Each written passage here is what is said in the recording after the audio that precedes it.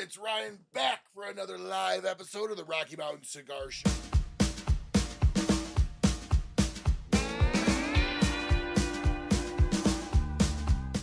All right, here we go. Kind of played with a few adjustments, but again, it is so great to be back here for another live episode of the Rocky Mountain Cigar Show here in the Smokin' Studios. We've got a really great lineup of guests tonight. We've got Kevin Shahan, we've got Dan Thompson here talking about the green, and later on, we have Cigar Show Tim. Now, I just got to say, thank you to everyone for being patient with me over the last couple of weeks. I had a work event pop up. Yes, Tim, wrong button. Thank you for pointing that out. I had a work event pop up last week. It was an end of quarter thing. And as Dan will tell you, when your company's big enough, it's kind of mandatory, even though they tell you it's not. So I appreciate everyone being understanding on that. We have, like I said, a fantastic show. Tonight, I am going to be drinking of course, the official bourbon of the show, the Hidden Barn Whiskey, put out by the Neely Family Distillery over there in Tennessee, or in Kentucky. So really excited to have them on board. And I'm going to be smoking. We're going to get into that here in a bit. So let's go ahead and say hi to the two people that are currently here. Tim will be joining us here in a bit. How you doing, Kevin? How you doing, Dan? Fantastic. Good. Happy to be here. Thank you, guys. Oh, thank you so much. I gotta say, I love this community so much. I had a guest unable to make it tonight, and within 2 days, I lined up 3 heavy hitters for the show. And it just happened to work out perfectly because the press release for the green was yesterday. So I know we're itching to talk about it. I certainly am. What I'd like to do is just go ahead and just start it off with the only promo that we really do here, the only segment of the show that we do here, which is the What Are You Smoking Tonight segment. So we'll start with you, Kevin. What are you smoking tonight? So I am smoking a cigar that maybe Dan can give us a little bit more insight on. This is the Micallef Blue, but this is the box pressed version that you can only get at it's a Smoke-In Cigars exclusive. So maybe once we go through that, Dan can tell us a little bit more about the cigar. Yeah, Dan, we'll start with you. What are you smoking then? Well, I'm very lucky. I've got a Micallef Green. Just rubbing it in our face. In our face. It is so hard a month or two before things are ready to release, and you're looking at all of them, and they're beautiful, and they're lined up in your humidor. What is it? Maybe like 92 boxes per shelf, and you're going shelf. And you're thinking, these have got to get out to find their permanent homes. They're like, okay, they've got to find their home. And all of that motion, it's about 2.5 years worth of work begins to happen starting this weekend where they start rolling out. So is it two and a half years from like conception of like when you guys want a new color, before it actually rolls out? 2.5 years, depending on what tobaccos are on our inventory. In this particular cigar, we had previously a cigar called the Micallef Fina that was one of the favorites of the ambassadors. It was what we did when we began the company as part of our Bold series, which was manufactured at another factory. It was the days when the FDA was just hammering the dog shit out of everybody about predicates. And so we didn't have enough predicates to do exactly what we wanted. But the Modafina was always an ambassador favorite. And we've actually been working on the cigar for 4 years, but 2.5 years after we knew what we were going to call it, and it was really coming into final form. So it's really about a 4-year journey for us, especially as we're incorporating Modafina into our portfolio for the first time, and where the binder on it is a San Andreas Negro, which is kind of the third San Andreas tobacco we've brought in, and Negro is the native tobacco in Mexico. So if you think back to like Aztecs and stuff, that's the varietal that they were smoking. Yeah. So we'll back up for just 1 second, Ryan. I want to interrupt. Please go ahead. Because so when you said you got this big meeting, this crunch. What are we going to call the cigar? How long did it take to get to green? This Well, is actually no, really that's a great interesting. question. This is really interesting. Dan talked about this last time he was on. Yeah, Okay. no, but it's a great question. It is. So in 2020, I'd kind of been operating the company for about a year. Amanda was finding her stride, coming back to a family business. And we looked at the cigars that we were selling that were built by the Gomez Sanchez family, and they all had Spanish names. Again, it was a function of the predicates and namings in the FDA. There wasn't much room for freedom and flexibility and innovation. You know, they were trying to snuff us all out of the cigar industry. And we decided at that time, pandemic was happening. You know, people had a lot of concerns for a lot of reasons. And we decided that after about a year, consumers were having a hard time understanding the names of our products. They didn't resonate with people. We had not really done a good job of establishing a brand presence like Micallef Cigars. And so working through 2020, we knew from a marketing perspective that we were going to greatly simplify our products. And it was people like Abe, David Garofalo, several local retailers. We spent time in their shops. We watched what people were doing. And it was very important to have cigars that people could remember the names of. And as a new brand, you've got to build momentum. You know, you could think about like Tampa Cigars, right? Ricky. You know, Yeah. his initial cigars were color based, which really built the name Tampa in the beginning. So for us, we wanted to do a black and a white because we thought that would be nice way to present kind of a new look that was streamlined. We understood that the economy was a freaking mess and the government injected trillions of dollars into it. And as business people, we know that means inflation. And so prices just started launching and we were like, hell yeah, this is our opportunity. We know how to manufacture and control cost. So as we reworked all of our packaging and branding, we were focused on this sub $10 space for cigar prices. And sure enough, at PCA, everybody started launching, you know, $20, $35, $40 Yeah. cigars. And, you know, those are great to celebrate with. There's nothing wrong with it. I'm certainly a capitalist and want to be able to have premium goods anywhere I go. But that's not the purpose of our company. The purpose of our company is to serve people, the ambassadors and the retailers. When we committed directly to the retail channel, not the online mega shops. And so the only way to do that is you've got to come in and have a price range that becomes an attractive option. And then it's up to us as the manufacturer to produce products that people will keep coming back to. Because people try anything once or twice. And at that price range, you know, if we become everybody's third favorite cigar, when I say the word everybody, I really mean everybody. Yeah. Because people have their favorites, you know, whether it's Yeah. Scott Barton or Fuentes or whatever. You're not going to change that behavior. But what you can change is providing a product that is very well received in terms of value. You know, I was at PCA last year and one of the kind of media critique people came and visited with me and he smoked my cigar. And he says, you know, it's okay. It's a 87 or 88. And I looked at him and I said, Hold on. They said it's an 87 or 88. 87 Did or they 88. give you a live rating? They gave you a live rating? He Or they sat in said the this booth, is what it was smoked rated for at? an hour. And that's fine. You know, I encourage because I want a variety of opinions. And then we jumped into a longer conversation about the excellence of cigar making. And he shared with me a lot of perspectives because I was asking him, what are your personal favorites? Why do you rate them that way? And then I kind of concluded with the question I said, but none of those are $8 cigars.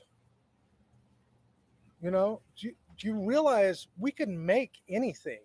I just can't make everything and keep the price range that we want to be able to provide to consumers. And that means that there's decisions that have to be made. There's certain scale that has to be made. And so can you find a better $8, $10, $12 cigar than what we're doing? because I'm not a $40 cigar. Now I don't think every $40 cigar is better than ours, because now you're in subjective taste land. People just have Yes. preferences, which is I have them too. But if you want to become somebody's stock cigar that they can go to in their house, or they can buy two of these very high price cigars and three of ours, and they feel like they get a great deal, that's where we want to be.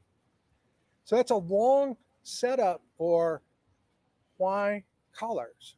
Colors have no trademarks. Colors are easily visually identifiable. They resonate with people. You can keep the band and you can remember the color, because one of the things we've learned is how hard it was for people to track the name of a Herencia or a Leyenda. Now, if you're a Spanish speaker, that's just the legend or heritage, but Yeah. it doesn't resonate with people, and that's okay. I mean, we have some great cigars there, but the momentum of the company is driven off the portfolio, and we laid out a plan for what would be 8 different blends to be delivered over 3.5 years. We're over halfway through that journey now as we're getting ready to release Green. We knew we wanted to incorporate new tobaccos into our factory. They're not new to the industry, they're new to our factory. And, we're about half our tobacco we're growing ourselves in 4 different regions in Nicaragua, and half of it comes from the San Andreas Valley, from the Trent family, who are some of the best tobacco growers in the world. And the Green is a special case because we're introducing a Matafina, but we didn't want to make it just Matafina forward only. We paired it with a San Andreas Negro binder, which produces a really rich cigar. And so it doesn't taste like anything we've ever made. Construction's still the same, quality of the smoke, and the mechanical aspects are still there. It's a Micallef cigar, but we're really wanting to provide something that the ambassador community had asked us for from a Matafina point, but we wanted to make it something special. And nearly everything's been done in the cigar industry. I'm just not aware of other Matafina and Negro forward-facing cigars. I don't know. Maybe they're there, but I think people are going to love them. Yeah, I think so. You brought up the Leyenda, and I remember, and I didn't know it at the time. That was my first cigar into the Micallef lineup, and it had this little coffin that I spent 5 minutes, can't figure out how to open the thing, and I ended up breaking it. And then once I got it open, I'm like, oh, this is how it opens. But I had smoked that cigar, and honestly, it wasn't in my flavor profile, But and then we had become friends like for years, and then I never knew that was your cigar. Yeah, it was like so you're talking about like your branding, but you're spot on. Like I never knew that was made by Micallef, and I had known you at that point for like years. And then one day I think I heard you say it. And I'm like, wait a minute, I smoked that cigar a couple. I didn't know. I didn't know that was part of your portfolio. Well, it's just really important to be a commercial success, meaning that it takes literally millions of dollars to capitalize a cigar company when you own the factory and the distribution company, and to build your inventory. The amount of money the families that we know, the Fuentes or the Padrones or whoever you think about, the amount of capital they have tied in their business is unbelievable. And there's no way around it, because tobacco's ready when tobacco's ready. And it's been a long journey. We had the Green tonight. We had the white at PCA next year. So back to my original story, we thought we'd do the black and the white, like as a nice contrasting pair. But the white took us 3.5 years longer than we thought. Because let me tell you, making a light to medium cigar that is amazing is very, very difficult. Yeah. Yeah, it certainly can be. I'm going to move on here just so we can pull this segment off. We've got no, there's no apology. I'm just not usually used to sitting in this format for a little bit. So so we have the Green off to the side. Again, everybody really quick, the Green was the Montefina, Brazilian Montefina wrapper with a San Andreas binder, fillers from Nicaragua. It's going to be roughly on the Robusto side, depending on taxes and everything, $8 a cigar. Depending on taxes and other complications in your state, the Toro is going to be $9 a cigar.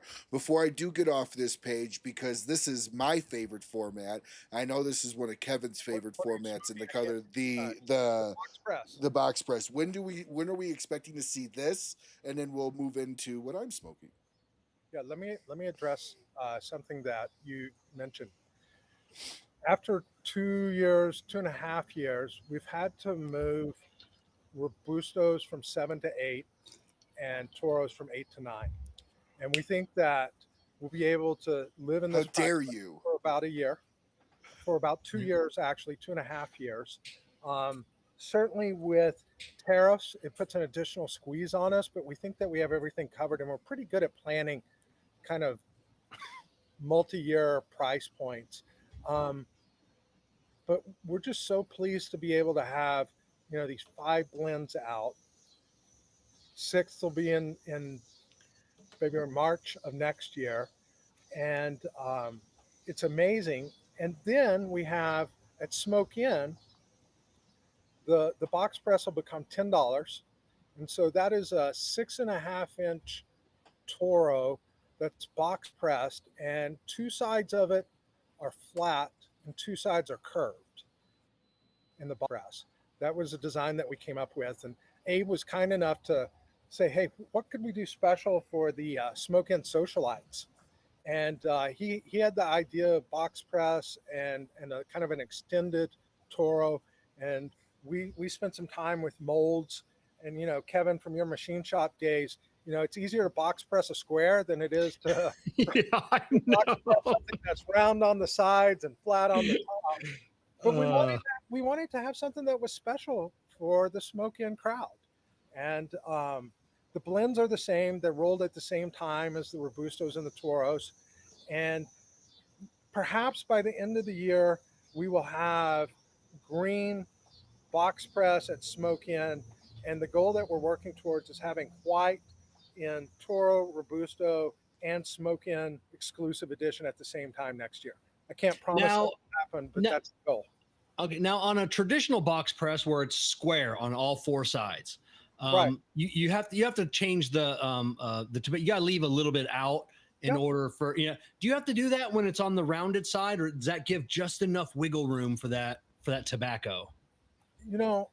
It's just like a square box press. Yeah, it's a little looser fill than the Toro Robusto that I'm smoking right now. It's a little bit looser. What's interesting is the molds that the Smoke Inn exclusive goes in. There's pressure from top and bottom. That's what make the flat edges. Yeah. And there's actually round pieces that come out. They look like specially carved popsicle sticks that put that round on them. And so we're constantly having to fix our molds, because if those side pieces that are round get warped through the pressure, then they have to get pulled out and replaced. So beautiful design. I love it. I'm very happy for our Smoke Inn exclusive. From a manufacturing and operation side, it's again a case of what the hell were we thinking? Yeah. Well, you guys were giving people what they want. And repeatable. Yeah, you're giving people what they want. Yeah, well, I don't know that they knew that that's exactly what they wanted, but it is. A lot of the cigar community loves the box press. It's one of my go-tos if something's in a cylinder or cylindrical shape versus a box press. I do have a tendency to go with the box press. So real quick, what I'm smoking tonight, and we're gonna dive all back into this, everyone. I am smoking the blue. Also, now this is a San Andreas Sumatra wrapper with Ecuadorian Habano, Nicaraguan and Dominican filler. Obviously, it's made in Nicaragua as well. I'm very sold on this format. I think the color series is fantastic. I can't wait for the crayon box. Like, I'm looking really forward to the crayon box. Hopefully you guys do that. So thank you so much, Steve Saka, for sponsoring the What Are You Smoking Tonight segment of the show. We are going to get back to it. So what's it? Hold on a second. What's the Korean box? No, crayon. It's just it's what I've been asking Dan for. What's a crayon? Crayon, like 6. Oh, crayon. Oh, crayon. Oh, and for that reason exactly, there will never be a crayon box. No, you can't actually call it a crayon. No, we're not going to do that. We have an edition that's called the Collector's Edition. That's a white, kind of a piano finish that has all of our blends in it. And as soon as we finish selling through what we have in inventory, we will be releasing a collector's edition that's five of them are colors and three of them are from our legacy series. So it's not going to be a crayon box or something silly like that. Again, it'll be a collector's edition, and it'll have those Landreas 5x40s, two deep of each blend, and they're unbelievable. So Matt, I wanna kind of show you a little close up of what Dan was talking about, because it's kind of oval, but what he was referring to is if you notice the sides that are shaped like this, so they actually have stuff that builds in and just presses it, so you get a little bit of that rounded. I would say kind of like a soft box press. There's no hard corners to it at all. But it also always smokes good. I've never had an issue with this. And Richard, I already know what Dan's going to say, but I'm going to ask it anyways because we're never going to see it. We're never going to see a color Lancero collection ever. No, we'll never have a Lancero. No. Yeah, because it's the commercial success of square tires. Yeah. Hey, those could work. You never know. Absolutely done. Hey, but before I forget, Dan, because I know you'll tell me the truth. How many chairs have Lauren gone through? How many chairs? Yeah, like because she's had to. She says she hasn't broken one yet. She's always leaning on it. Sitting on it.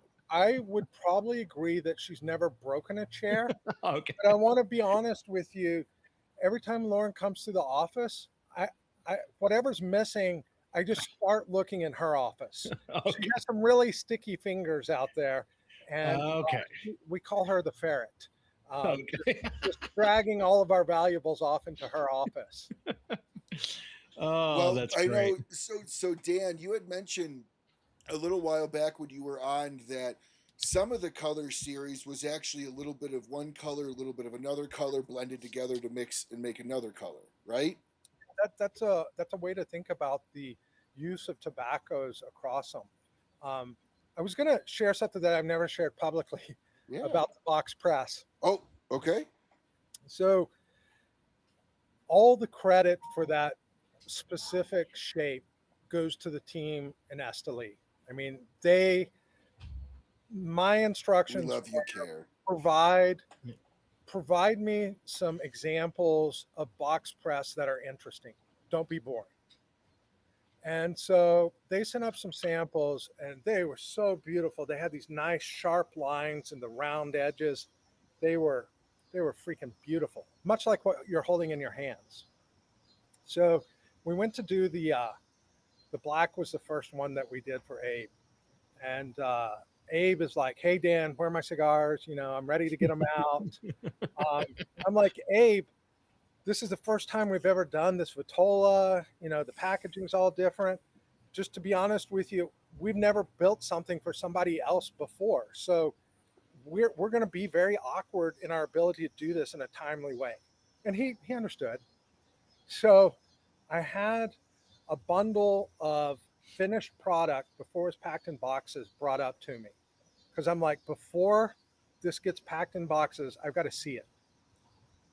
And it gets to the office and I open up the bundle and we build these clear bundles that are beautiful with all the labels going out on the outsides. And I pull the first cigar out of the bundle. And I'm like, this is not the same shape that I agreed. And I had FedEx versions to Abe bragging about this badass design that we came up with. And he was like, "This is great." I'm like, "This cigar is not that. So I'm like, "Oh, well, maybe I have one wrong." Pulled out the second. Not right. The whole bundle was not right. And what it was missing was the nice clean creases that happen where it goes from flat to curved on the side. That should be a nice clean line. So we called the team in Nicaragua and we're like, what is this thing that you've given us? Because this is not what we approved. They're like, "Oh yeah, it's all the same molds. Maybe we overused the molds and it didn't quite hold the edges." And I'm like, the edges are the fucking magic. I'm The like, edges is what makes a box press a box press. Yeah. yeah, and especially when it's flat on top and round on the side, Yeah. it's like so. And they do their own box presses, so they know how to box press. It's not a question of knowing; it's a question of, are you holding the exact aesthetic design that we presented and said that's what we were going to build for somebody, and it was not right. So then I ask, how many of these do we have finished? Because I wasn't approving this. The final article had been approved months earlier. This was like a production run. And they're like, Dan, they're all finished. Abe's entire order, it's done. And I'm like, do they all look like this? They were like, well, maybe it's not that bad. So Alan Davis, who offices next to me and runs the factory down there, he returned to Nicaragua, and I'm like, Alan, you know the expectation. If the team fucked it up, we cannot send this product out to the world. I don't remember what Abe's order size is, but Big. it's 500 or 1,000 boxes, something in that range. I think maybe it's 1,000 boxes. I don't remember.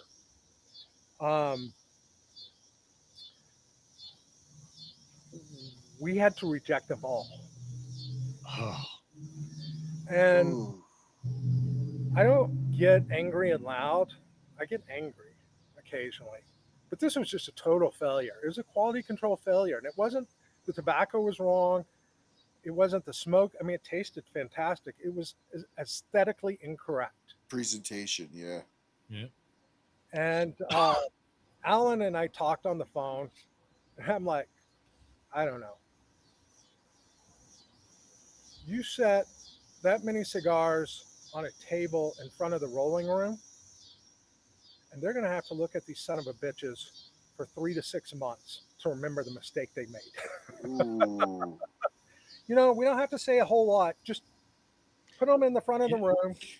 That kind of reminds me about the Aztec. Do you remember the Aztec, Kev? The Pontiac Aztec, I think it was. Oh, the Pontiac. I thought you were talking about cigars still. No, I know no. the Pontiac asset. So the development team that green-lighted the Pontiac Aztec was forced to drive that car for a year after production stopped because it was a flop. That was their car. Yeah. It wasn't that bad. It wasn't that bad of a car. No, it just looked ugly. And that's kind of the same thing. I want you guys to look at what wasn't right. The rule was nobody could smoke them. Nobody could take them down from display. But we spent 3 to 6 months with everybody having to stare at them because they were aesthetically incorrect. Oh my gosh. And, the good news is we were running so much black production, and it pulled out a point. I'm grateful for it that we were able to catch it. Those molds with those kind of slats that are on the side, they just have to be replaced at a higher rate than you would expect. But I'd much rather us catch it and know it than people get these boxes and pull them out and they're not really box pressed right, which could have easily happened. So in many ways, it's a story of like good quality control in terms of breaking your heart and having all these wonderful cigars that nobody will ever see again. So there's been one retailer I know that got in a shipment, and it was a couple thousand boxes of cigars, and they weren't smokable. They got them in, and it was right before the launch, and something happened. Clarify that they're not our cigars. No, not yours, but cigars. but no, they weren't. Something got screwed up pretty badly. Like they weren't. I mean, they weren't even. They're locked up, every one, and they had to redo, and it made it all the way to the retailer. And like I said, he pulled out one box, tried it, and he goes, "Oh, not." Pulled out another box. Yeah, and it was that was. But it was a great example for us that it passed all of our quality control, and we were doing a design that we'd never done before, and it's something special. But it has to be aesthetically perfect and pleasing. It can't be half baked. It's not that half baked smoke in exclusive. Yeah, Abe, you only get one screw up with Abe, and then you're done. Oh. I mean that could have been the end of the whole project. So Abe drives great standards. yeah, Sometimes mistakes happen that nobody could Yeah. control. When we a couple years ago, maybe it was Black, when we brought it in, and we bring in our product 3 to 6 months before PCA because we want to have everything here and have everything ready. American Airlines lost 3 of 7 pallets of Blacks. What? Pallets? Pallets.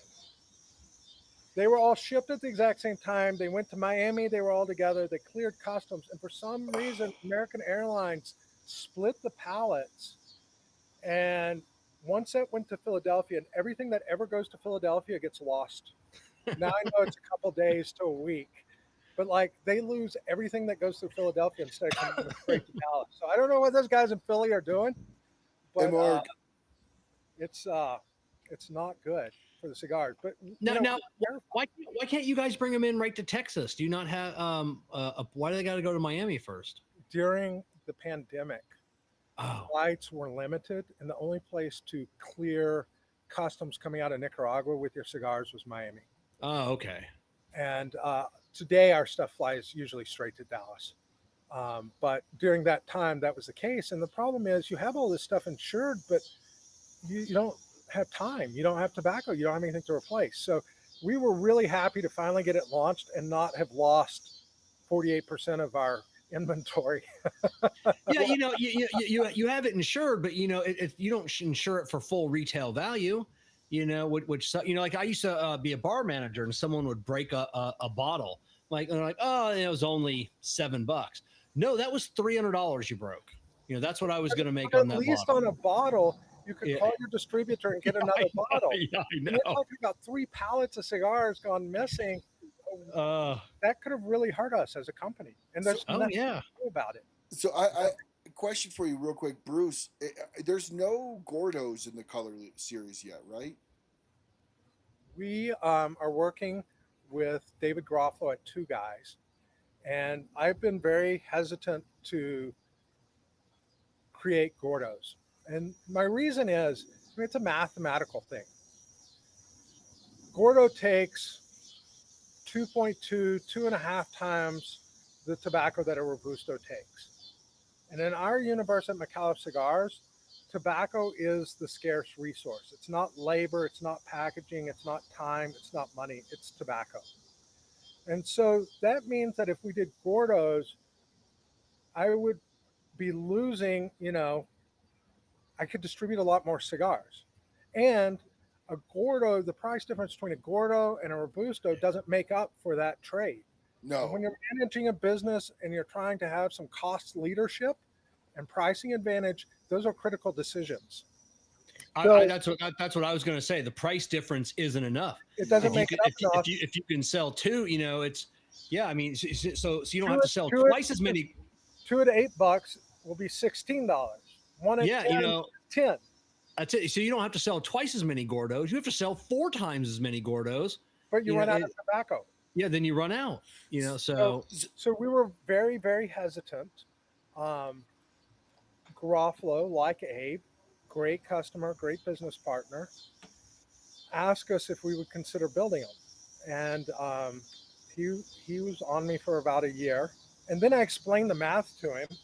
And he said it was funny, and he told me the other manufacturer's name, I won't say it out loud, who was kind of 7 or 8 years into their career, explained why he wasn't doing Gordos, but it was all about his situation. He couldn't get the labor to roll Gordos in addition to what he was doing. So it was a very similar explanation, but I'm worried about scarcity of tobacco, and they were worried about scarcity of labor, which is just 2 different problems from 2 different decades. That's it. Now you guys haven't done a firecracker for him yet, have you? Yeah, we did the Micallef. Yeah. Did you? I can't. He's done so. Yeah, it used to be like a once a year thing. Now Dave does the firecracker like 4 times a year. It seems like they've done something. So United Cigars has some firecrackers that they have in their portfolio all the time, and then 2 manufacturers each year get invited to do firecracker for 2 of his special events. So you're right. There's always some in production, and then he invites somebody to do it for a different event during the year. Okay. But anyways, we decided that we will pilot color Gordos with Dave, and we're going to do the red and the black first. I don't know what kind of quantity, but it's a way for us to kind of step into it slowly to see if there's a demand. Yeah, I think there'll be demand, but it's about us managing our tobacco. I'm 5 years now into managing the tobacco that goes for black and red. They have some shared components. And we're just looking at how we could step into it.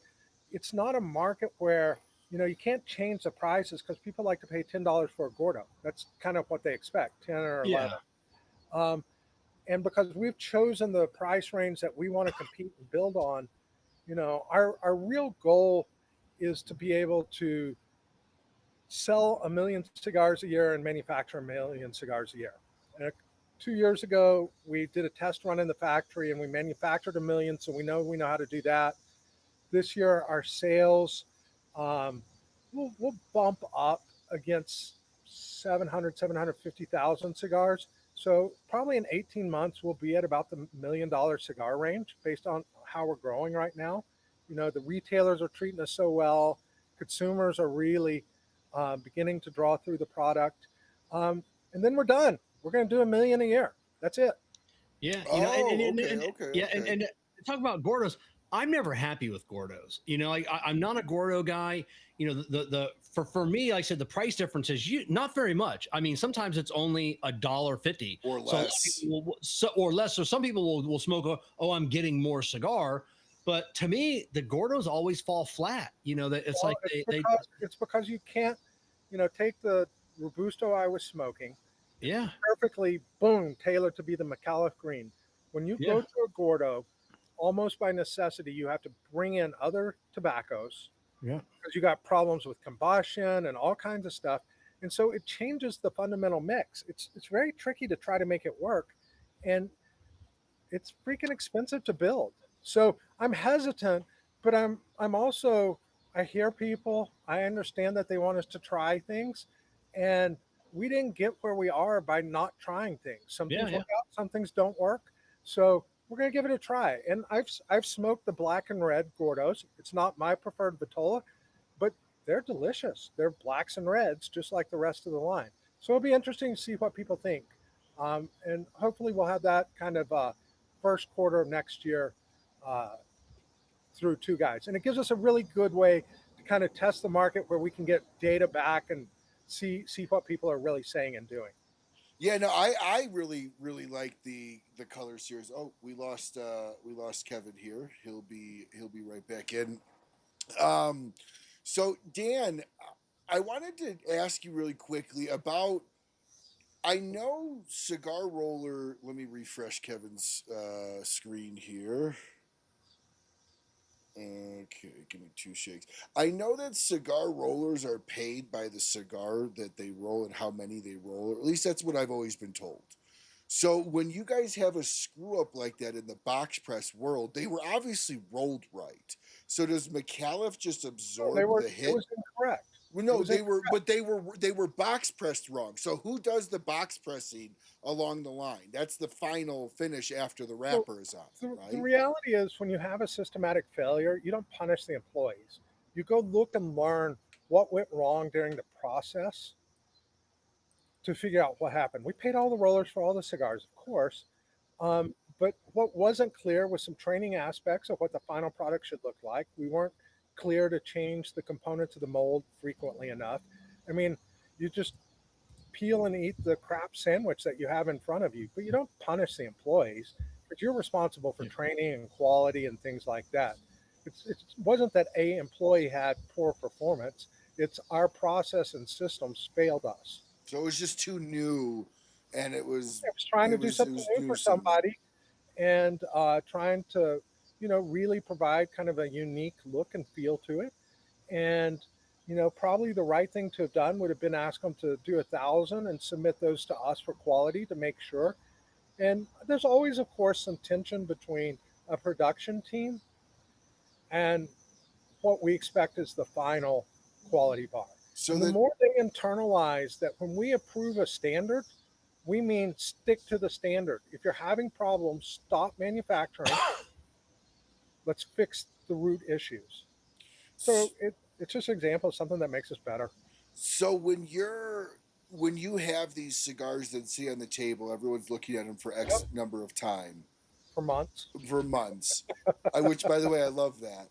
Are you then? What are you doing with those cigars when you're done? Like, I'll offer to take a few of them if you want. If you didn't want to look Yeah. at them anymore, I know Kevin probably would too. Yeah. So, what happens to these Like, cigars? like with any Micallef? great artist, you're never going to let something out the door that's wrong. So then, what happens to them at the end of that 6 months? I'm going to run them through a wood chipper. Yeah. Okay. Now, They're never going to see the day of light. Yeah. I don't ever want them out there because they're wrong. Now, have you got, because obviously with your sister company there, or other company, Yep. have you guys ever thought about running like any type of, and I know automation is such a big no word in the cigar industry because everything is, it's got to be done the same way it's been done before. But, in the manufacturing side of me, you have camera systems, you have everything else that can catch things really quickly. Have you guys ever tried Kevin, to do? One of the things that I found interesting, I had a draw machine brought to our office in Texas to understand how it worked. It's not a very complex machine, but it's very accurate for what it Yeah. does. And then we manufactured for a couple of years, and everything we have is draw tested, which is a best practice in the cigar industry today. Yeah. One of the things that I looked at during the pandemic era when we had extra time to sit and work on concepts is draw testing only tells you certain aspects about the draw. I'll be honest, I can't remember in 5 years. I've had maybe 5 overfilled cigars. I mean, we just don't have that problem. I don't think I've ever had that problem. But what does happen is sometimes there's kinks in a leaf that can pass the draw test, but when you're smoking, you'll see it kind of snuff out the burn or do something like that. And so part of my work was more on the idea of effectively an X-ray to look through the cigars to see, are there unnatural structures or folds that when you put with the draw test and the cigar itself, what it could see. And you get a lot of false positives with that too. And so, the question is it, if I get 3% better, is it worth the work for me to finish automating something? And I think through our combination of process, QA in the facility, draw testing, the other place that I'll occasionally get miffed, and what I'm talking about happens at every cigar manufacturer. They just don't know how to talk about it. I hate it when the factory patches a spot on a cigar. I hate when I get unless it's under the band, I don't want to see it. I agree. Yeah, I don't want to see it either. And it happens in our cigars sometimes too. And to a large degree, most people don't even see it. If a patch has been put on properly. But I think it'd be interesting, and I think it'd be easier to get a surface finish scan of the cigars to make sure there's no patches or flaws that way. But it has not enhanced our mission to pursue that type of work. If I did 25 million cigars, I'd be more interested in it. But 1 million cigars, focusing on distribution and building our relationship with ambassadors and consumers and retailers, that has been a significantly more important problem than the quality that comes from our factory. Yeah, the surface scan. I know some of the bigger factories, when you're producing 25 million cigars, color sorting is where that would save. Color sorting would be easy. Would be the absolute easiest thing. It's just I see these women, and like I said, they got to remember 64 different colors. And they're great at it. And I would just imagine a surface scan would just I, instantly. I did effectively infrared through some cigars and tried some things like that, but I wasn't convinced that I could properly distinguish the false positives with AI versus the issues that needed addressing. Yeah. So, Dan, but that but also changes the flavor. pardon me? When you infrared the cigar, it changes the flavor. Yeah, that's what people will say. X-ray. Yeah, like, you know, no matter Hold what. on. These are the Yeah. Micallef pre-X-ray years. Yeah, yeah. So, Well, you know, everybody has an opinion. oh yeah. I No, have the facts. juice isn't worth the squeeze. Is what I you're have Yeah. facts. essentially Yeah, saying. no, it just wasn't economically because we were already at a very strong statistically positive position. You know, the other place that we have issues, um, and it's an industry thing. It's really the tobacco itself. I get broken cigars that are Ecuadorian Connecticut's. That wrapper's just so It's fragile, so and, thin. and it's so easy Delicate. to break. But you know, to me, that's just appropriate usage of breakage. It's just a more fragile thing, and if there's breakage that goes with it, just replace it. Because Yeah. it doesn't happen on our Habano or Sumatra lightly, not much, but and on this Modafina, it's not going to happen because it's a pretty Yeah. sturdy Yeah. wrapper. But the Ecuadorian Connecticut's pretty fragile. So orange and white are both have Ecuadorian Connecticut's on them. So, you know, we'll be paying special attention to make sure we handle those guys in a real fragile way. We hope our friends at UPS and FedEx do the same. And American Airlines doesn't lose 3 pallets. Yeah. That doesn't help. So I wanted to. I would be. I would be amiss here if I didn't bring up tariffs, Dan. We all saw the judges' rulings around the shoot downs of the tariffs. We know that's eventually going to go to the Supreme Court. Without anybody's opinion being offered here, unless they want to give it, I'm a firm believer that a president should never be allowed to apply tariffs on a long-term level, should only be able to apply tariffs at a very short-term level without congressional approval. However, what I'm curious with you is, did Micallef raise pricings in any way around the tariffs already? Okay, so then this is a perfect question. Price increase was going to be, and you know, I mean, we understand how to build business models. So this is a perfect question then for you because it doesn't really affect you. Do you But think? we just wrote some of those tariff checks. I mean, No. What I'm saying affect you is like as my far as the business partner, Uncle Sam. as far as the pricing is concerned, there were some manufacturers that put line item pricing for the tariff, and there was some that rolled it into the pricing, non-line item. Now that we know that they're not going to be put in place anytime soon, or at least until Supreme Court goes through it. But your information's already incorrect, Ryan. I just Okay, wrote yeah, a check correct. on tariffs. I've already paid tariffs. No. What I'm trying to get at is some companies raised their prices and drew it in there and raised them specifically due to the tariffs. And other companies said the price range, but then they put on the invoices a line item that displayed the cost of the tariff. So when those tariffs went away, they could pull that line item. Sure. Now, if a business raised the prices exclusively for the purpose of the tariff and those are no longer happening, do you think that's still honest for a business to charge for the tariffs?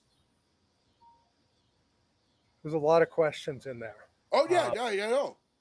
The kind of at the essence of what I think you're asking is if tariffs are put into existence, does that change pricing? Because there's a lot of decisions that you get to make as a business person. You know, in a competitive market, you may say, I'm just going to eat the tariff because, you know, we all have a certain amount of margin. And I think that not raising prices gives me an advantage for a period of time. That's one school of thought. And in our other business, we do a little of that. In other regards, you know, I try to move pricing as accurately as I can based on tariffs. So if the tariff goes up, the price goes with it. When the tariff goes down, I move the price down. Okay, so you're Oh, honest in that of fluctuation. course, So of course. I think some companies use tariff as a way to raise pricing, knowing full well that they blamed it on something tariff driven instead of What I coming find straight out really and saying that. what I find really funny is I've heard very few people be able to articulate the facts on what a tariff is on. And it's on the factory price of the cigar that you pay. Many companies that are actually manufacturers like us or giants like, you know, SGT, you also own both sides of that relationship and you can control Yes. your factory pricing and you may adjust where you take your profits and where you don't. So there's a lot of business strategy to be played through on how you handle these things. The two things that, and I've spoken with people, and some people were planning to move cigars from Nicaragua to Dominican Republic and bring in at a lower tariff rate from Dominican. That's called transshipping. They're That stopping that too, I think. No, that's exactly what the Trump administration says that they don't want to have happen. Yeah, yeah. And so there's a lot of cases, and depending on where you are on issues and how your finances are, sometimes you got to stretch and you may do something more aggressive. And sometimes you may go, I'm just going to follow it to the letter of the law and move forward. And, that's certainly the way we do it. We did a price increase. Yeah, we lost a little of our price increase that we were hoping to pick up because of tariffs. Um, the other thing that I see happening on price increases across the industry is I see the amount that people are taking in a price increase is not reflective of the tariff that they're having to pay.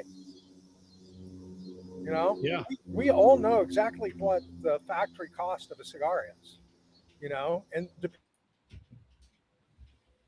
Oh, depending on the amount of um, packaging and things, it's just like any other industry. You've got people who they're going to win customer trust and loyalty by taking a very honest and transparent path. And you have other people who may try to fly some stuff by the seat of their pants. And usually that doesn't work over the long term. Yeah. And I don't blame anybody for what decision they have to make, right? You have to live with it. So Yeah, it's your business. You get to do what you want, and at the end of the day, your customers are going to decide whether they're happy or they're not happy. If they're not happy with either your pricing or anything else, they're just going to go somewhere else. I So guess the way I'm looking at this is if the explicit excuse for the price raise was for the tariff, now the tariff is on hold or not there, no, then the no. So price you're well, increase shouldn't be yeah. there as well. If you're in my opinion, if you're staying honest to what the actual underlining reason that you said that the increase was there was due to tariffs, and those are on hold. I Well, they're not. Well, first of all, they're not on hold, Ryan. So they just stayed the judgment. So the tariffs are still there until the Supreme Court right, decides to take the cake. So you've got another like 2 months before. So if the Supreme Court declines the case, then the tariffs will go away. But they've already said that there's another way around.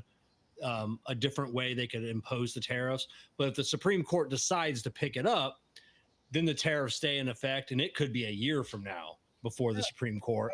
I'll give you guys a couple other things to think about. You, Ryan, you're focused on the raising the price conversation, and some people will do that. They'll use tariff as an excuse to raise price, irrespective, instead of just saying like I try to. Hey, my cost of manufacturing's up. This is just yes, so that yes, but my business is healthy, so the retailer business is healthy, and we work yes. hard to maintain those prices. That to me, that's just an easier path for us. The other thing that you want to be sensitive to is the operational nightmare with accounting for tariffs, especially when tariff rates are changing, Yes. and being able to make changes in your pricing system that runs downstream into your distribution system. So you may even have somebody who says, I moved my price up because of tariffs. And you want to be real thoughtful. It may take them 30, 60, 90 days to even reverse that back out of their own systems where they're trying to do it. So there's a lot of things at play nobody's very good at it. The systems are brittle. We're not designed to work in a highly variable tariff rate environment. None of us built our businesses that way. The accountants don't know how to support us. So there's a lot of things at stake in managing tariffs and how they get implemented. No, I agree. It's all screwed up. That's why I'm a firm believer that tariffs should not be in the hands. And again, not getting into a political breakdown or discussion, but that's why I am a firm believer that tariffs should lie in respectiveness of Congress, because I think it would be a lot more even base if tariffs would be applied versus president going up and down, up and Just down, up just and down. just just to push back for fun, Sure. what is it that you think Congress does well that they keep in a positive, steady state? No. Yep. Okay. I didn't want. I didn't Okay. want to say it. I Yep, was. yep, I'm fair like, I'm not question, fair anti-Congress or Fair president or question. political, Fair but question. Fair Yeah. question. So here's my rationale for it. was It it would the be FDA voted. that works so well? It would be. Yeah, it would be voted on less to up or lower it. Is my point. It would be more consistent But overall. Right now, has Trump Congress can ever literally. voted on a tariff? They voted to That's keep free. tariffs. Yes, long term. No, I know, but they didn't set them. They didn't manage them. But have they ever voted on tariff levels for strategic purpose? No, not that But I know of. But see, that's where a president should have to go to Congress after 120 days or something, How did you pick um, 20 days? because he can have somebody in office without being appointed for Why 120 not days. 180 days? Why not 60 days? What's the rationale? The rationale is to keep it consistent with, like, Elon was only allowed to be in there without being gone through confirmation for only 120 days. I'm fine with that, and then Congress needs to vote on it or it goes away. Yeah, not to get into the politics and especially tariffs. The president's got to do something sometime. If you got to, everything has to go through Congress. Nothing will get done. That's where the 120 days comes in. That's what is the man has got to make a decision, stick So- to it. Because his thing is, even he can go into war with somebody for 120 days. I think it's 120 days before A lot Congress longer than approves that. that. Vietnam showed that. Yeah. Yeah, without a formal Kuwait, declaration. Yes, it's not supposed to, Dan. I'm saying how it's supposed to work. I think that Not you how live it in a does beautiful work. country where everything works. Yeah. I want to visit it. Can I I get do a too. I get a ticket to your country that I you do built? too. Yeah, who's John Gold? I do too. Everyone. But no, I think this whole tariff thing just gets messy when you have one person being able to go 2% more this week, 2% less next week, 5% more next week. Have you ever thought about it from the perspective of, and again, this isn't political, Biden, Trump, whoever, that tariffs are one of the tools that are applied during negotiations with foreign countries? Yeah. Correct, Achieve but it's their the U.S. outcome. citizen that pays. No, it's not. The U.S. citizen has the right to buy an American-based good. It's an option that the U.S. citizen may choose to exercise. Correct, but It's an doesn't op- the hold re- on, hold on. Go It's ahead. an option of the manufacturer in the foreign country to lower their prices to eat the tariff themselves. So it's not a forced mandate to impact the consumers. That's why we haven't seen inflation with tariffs. It's not necessarily inflationary. It may end up being, I don't know. Yeah, But- yeah. You've seen many companies, Ford, GM, Walmart. They've all eaten it. They so far, and how long they can continue to do that. But Kevin, they didn't eat it. They forced it Yeah. back on their suppliers. yeah. Well, So- There's a lot more elasticity in the system than you may imagine. It's like a lot of things. It's really complex. it's very complex, and it becomes even more complex when I have 10 components for whatever widget I'm making, and 8 of them are tariffed or 6 of them are tariffed in completely different levels because one comes from one country, one comes from another, and now there's no consistency around. Again, Dan, I certainly understand. You work in the I have a lot of clients that sucked up a lot of money internally over the tariffs. Just FYI, I make my widgets in the USA. With Yeah, USA but it's your made filament. component. But where does your filament come from? It does come from overseas, but that's really the only thing my Well, 3D Ryan- printed.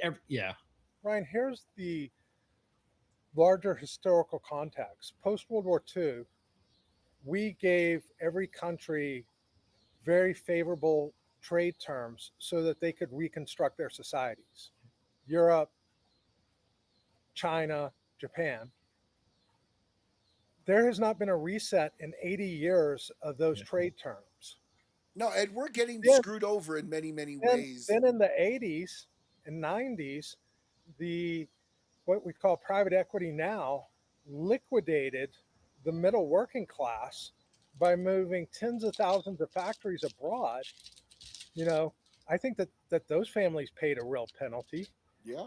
So the question is, you have some really difficult macro problems, and I'm not saying tariffs are the solution or that Trump has it in the bag, but I do think that for us to be a stronger, healthier country, you have to have borders, you have to have immigration that makes sense, and you have to have incentives so that people can have jobs. And by the way, manufacturing is one of the best job creation deals. We're located in Weatherford, and we're one of the few companies that injects cash through payroll where people did their work and they worked hard and they earned their money into the community.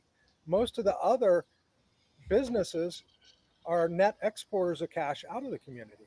And so until we can find a way to reestablish the dignity of work for people across the country in different facets, it's going to look different, be different. But if you're not making something, it can't be just a financial service or a service product. It has to be real things that have real value. And without tariffs in the tool belt as part of the negotiations, I don't think that we equip our national leadership to advocate on our behalf. But you take something like forgot what there was I think it was in South Korea where we had, or India or something, where we had like 0 tariffs in, and now we have like 19% on them.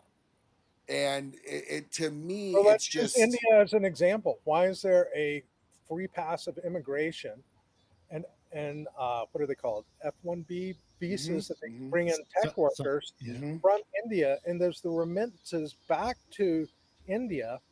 And so the net trade relationship is really screwed up because they import labor into the United States and they export work out of the United States. One of the things I'm most excited about AI is the ability to help people learn and skill up and augment themselves and become experts in whatever they need to do to really help the entrepreneurial spirit and whatnot. It just it more democratizes what people can learn and able to do. There'll be some downsides to it, but when you couple AI, you have immigration, you have these trade deficits and barriers. It's really important that we stack the deck in a pro-American way for our citizens who we care about, because those are our family members versus the rest of the world. And I completely agree. And since you brought up AI, when you look through history, everybody's always afraid of the jobs that won't be around. Take, for instance, horse and buggy, right? We no longer have the people that pick up the horse shit rolling down the street. We no longer have the real bellhop or the waiter or the elevator person that hits the button and drives the elevator up and down. AI is going to remove a handful of additional jobs and job structures. Would you say that's a fair statement, kind of along the way of an automatic elevator and the car did to the horse and buggy and so on and so forth? AI is going to be very impactful to entry level and junior level people as they're beginning their career where they don't have wisdom yet. And what they do is something that just gets repeated again and again, and it's kind of digital work. They're going to be hit really hard because AI is going to be able to do a lot of that. The flip side of it is somebody who has access to it, which is ubiquitous, it's available everywhere, and have a sense of creativity and drive, they're going to be able to learn and advance and do things. A great example is the F1 visa or whatever it's called. Tata and a couple companies import hundreds of thousands of Indian-based employees in the US in the high-tech industry. Well, we should make that number 0 so that we can equip American peoples and augment them with AI so that they can do and exceed in those job types. Our schools need to be different. And that's an example of where some people's jobs will go away, other jobs will be created and augmented. And if you really believe that we can build an economy that grows and that lifts people, that's an important part of being able to do that. But you have to stop the flows of capital and immigration out of the country where we're getting a raw deal, and it's the typical American family that's getting the rawest of raw deals. And we need to be thoughtful about them. Yeah, and AI is also going to detriment some of the white collar jobs too. It's When going you to look at detriment a lot of when them. you If look you're at like a marketing radiology, person, I was actually reading something that radiology is in the medical field is going to be hit I, probably first I with disagree AI. with that. I disagree with Okay, that. I'm curious. Here's why. Because you've got to think about the supply and demand elasticity. If you need to have radiology read today, oftentimes it's weeks or months before you can get in and have it read. So we don't know how much demand exists on radiology. Let's say they become 50% more productive or 100% more productive.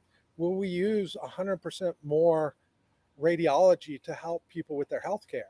And when it becomes abundant like that, does that decrease the price so that it's more affordable for people to get health care? I don't know. You would think All, so. all I know is that these supply and demand and elasticity and abundancy and scarcity are really things that you can't put on a spreadsheet.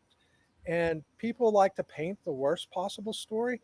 You know, AI, I looked at creating a company, man, it was nearly 8 years ago. It was some people in Mexico who had, they had great insights on sequencing related to cancer genes. And the project that I pitched at that time was to, once your genetics were sequenced, providing you a lifetime service that as the literature and discoveries happened, that AI would be running against it every day, every year, and it could provide you new information about your own genotype to help you better understand what you may do proactively to suppress cancer genes that you have. And that's an example of that would be a new thing that would be created by AI. And so, yeah, radiology, there may be a short-term hit, but we have no idea of how much we need to consume or what the price point becomes and how they become scalable. The problem is they're locked in regulatory structures that don't allow them to innovate and have really good entrepreneurial work. And that's usually the punishing thing, is the regulatory structure or the payment structures. Yeah, for me, the one thing I'd heard, lawyers and paralegals. Now, I barely use my attorney anymore for like I said, I had a company try and sue me over a stupid photo that I had used that I didn't know was copyrighted. Boy, AI, boy, that got them to back off real quick. It took a couple days back and forth, but yeah, I didn't have to consult my attorney. Everything through AI, wrote everything for me, cited case studies, cited this and this. I had links and saved me probably $1,000. So Kevin, one of my good friends is a senior law partner at all the prestigious bullshit, whatever they have. yeah, And he was at an age, he's I don't know, 62, 63. He didn't want to practice law in a law firm where you had people like squishing each other for political reasons. That's the reason there's yeah, TV shows about law firms. yeah, Um, and I sat down with him and I said, let's imagine what your law practice looks like if you maybe have one person that supports you and you lean heavy on AI. And today he has fewer clients. He charges them less money. His cost basis just like significantly dropped. And he's able to work deeper and provide better services to clients. And he's able to do more pro bono work that he likes doing because it costs him less to do it. So it's just one of those examples of, it's really hard to see how all these things will play through.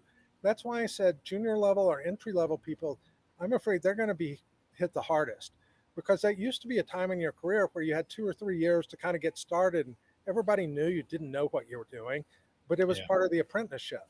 So I don't know what that looks like in the future, but I'm sure it'll work out. Now, Yeah. you guys have done your AI and if anyone wants to play around with Micallef's AI infrastructure that they've created, that Dan's worked really hard to create, you could go right on Micallef's website and play with it. But how has your AI been accepted across the industry? Because I know one of the things you wanted to do was maybe position it as a way for shop owners to have a Micallef tobacconist in shop and so on and so To forth. be honest,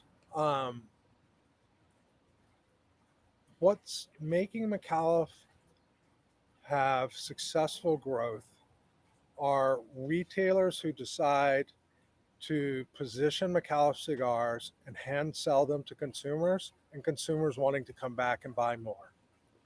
Nothing else matters. Yeah. And I've had all the data and everything that I could look at. So that's what we're focused on. I've taken some of the AI work that I did at Micallef Cigars. I have multiple AI projects running in our manufacturing company, and there's real things that we're winning over there that either help us control cost or help people be more productive or help us win new sales. But in the cigar industry, it doesn't move the needle, which is fine. I mean, that's why you try things, and sometimes you hit a winner, and sometimes you hit something that doesn't hurt you. But it's important that you are able to do experiments, and it's important to people. What's one thing that you brought over from JMac, intellectually wise or manufacturing or understanding wise, that you've incorporated into Micallef since you've been there? Quality systems.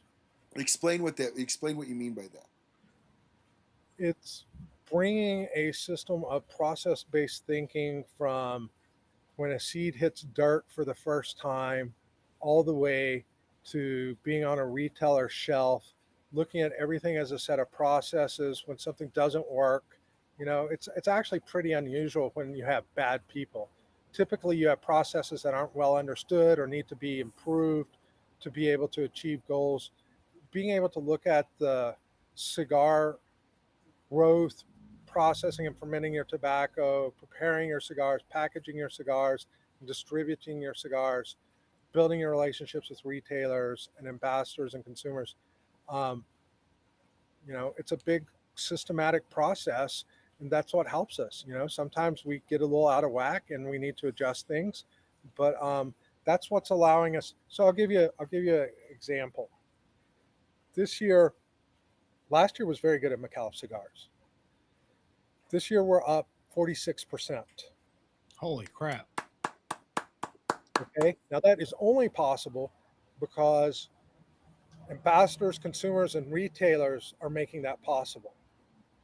But the stress that it put on our inventory management and production side has now been stressed in a new way. And nobody builds a plan for 46% growth. That's not really what you plan.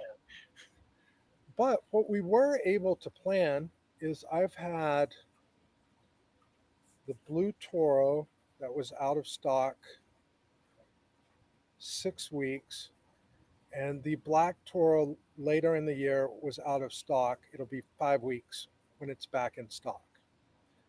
So it's being able to analyze your growth and really stay on your numbers and how you think about managing your inventory. So let's say I have 10 SKUs, 52 weeks a year. That's 520 units. And I think I just said about 15. So 15 on 520, that's a pretty good in inventory percentage, while you're growing 46%. Yeah, and you said inventory. I mean, out of people I talk to that own their own factories or own their own brands, inventory management is the biggest. It's the biggest thing that gives everybody headaches. It's a nightmare. They don't know how to plan, and I've said that recently. I go, man, like AI, that's got to be inventory management's got to be the one thing that everybody should be able to implement and at least be able to handle it. But yeah, inventory management's a killer. Yeah, because it affects how you manage the cash in your business and capital and your investments and what you're able to do. It's a very tricky thing. There's some weeks where our sales are outstanding and cash just flows. There's other weeks where there's a dip in the business. And when you look at and this is true of every cigar manufacturer out there, the cash they have invested from seed to what they've brought to the shelves, it's unbelievable. Yeah. You know, I do not know a boutique industry like cigars that requires the cash capital investment that's Up required. front. It's Yeah. really for years and years and years. In oil and gas, you plan things in 25, 50-year horizons. Mhm. Um, but it Futures. flows fast enough that it makes everything work. That's just not true in cigars. It is a very difficult business to So manage those aspects. And the people who do it well, my hat's off to them. They are amazing. Amazing business operators. They would have been successful in any industry because of their business discipline. So going back to, obviously, Micallef is involved in manufacturing. JMax, huge silicone Sure. manufacturing. How is it easier or harder to plan JMax inventory than Micallef Cigars inventory? The thing that's Does much that make sense? easier, yeah, no, the thing that's much easier in like silicone, so we take effectively raw earth minerals and we turn them into things that typically go inside other manufacturers' things.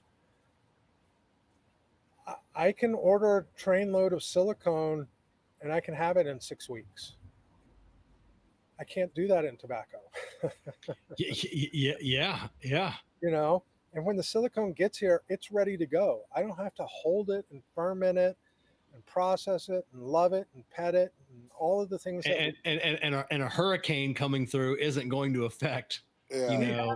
we know. like here's an Or example. The fires. silicone world, when there was the floods in Tennessee and North Carolina, it flooded the largest mine in the United States for quartz. And that created a crimp nationally for people like us who need quartz as a raw material. So there's bad things that happen, but there's also workarounds because you don't taste the silicone we build. You know, Yeah. I can use some higher cost material to replace that quartz for 6 months instead. I can't do that in tobacco. So I find the tobacco premium cigar business, and I was at Microsoft where we make things really fast. In many ways, the tobacco business is more difficult because your ability to affect change when you identify something is so slow, and it is really really difficult. And that's what I mean, like chocolate candies, cheeses. I can't find a boutique industry that's more difficult because it's all done by hand and sun and natural fermenting processes. You know, we can speed up fermenting, but it changes the taste profile, and it's not acceptable. So in many ways the artesian industry that we're in is as difficult as when you raise beef cattle. I mean, there's all kinds of things that you can do. This is as difficult because it's a 4-year process Yeah. from Hurry up and wait. seed to That the and you talk about like boutique industries, and I don't know if there's another boutique industry that has as much competition. You talk about, I mean, like chocolates and candy, which I'm a huge chocolate and candy guy. If my favorite manufacturer is out, I just don't buy it. I wait until it comes back in. Sometimes I'll buy something else and come back. But on the cigars, man, you lose that customer, he may never come back. Yeah. chocolates are interesting. Um, they all go back to the cacao and sourcing the raw chocolate. There's been wars fought over that shit. Um, but in today's world, the supply channels work pretty well, but they have such industrial scale equipment to help them do things. We don't have any of that. We don't have any of it. Yeah, Yeah, yeah, because you can't use a machine to speed up your process because now it's not a premium cigar anymore. Well, I mean, my God, if I could make a machine that made premium cigars the way we would, I'd be thrilled and I'd be interested. But you can't because we use water to ferment tobacco and we use heat. And if you try to accelerate it, it ruins it. So So, I mean, it may not ruin it to where it's not usable ever, but it's certainly not the yeah. something that we're looking for. if I was brand new virgin in this business and I came up to you and said, Dan, I know inventory is the hardest side and one of the harder aspects within the cigar world to maintain and keep up. How would you direct somebody to get an understanding that doesn't in inventory? There are some people in our industry that are boutique family operating manufacturers. I'm fortunately a little bigger than that. We run our thing like it's a damn commercial business. Even though we're not a big commercial business, we run it that way. You think of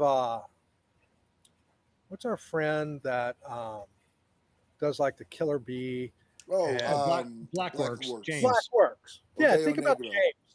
James has a scale and a quality level that are very admirable. And I don't know how he does it. I really don't. I've moved in the direction of simplifying my SKUs and really pursuing commercial success for retailers and consumers. He's able to blend, and it's amazing to me what he does. But With two companies. Yeah, it's two different paths. Yeah. So I don't think there's an answer to the question, Ryan, that you're asking. I do think in one sense, I don't live in Nicaragua, and cigars aren't the only thing I do. So of course I had to build a different approach. James and some of those guys, I mean, they're amazing what they can do. But that's what they do. That's their complete livelihood. And I really admire that. But it's just different than what we're doing. No, it is. It's just interesting. It'll be interesting to see where AI can actually integrate itself into the world. I agree with you, Kevin. I think inventory might be or even logistics wise, shipping. I personally don't. I mean, I do. Okay. I'm as pro AI as you can be.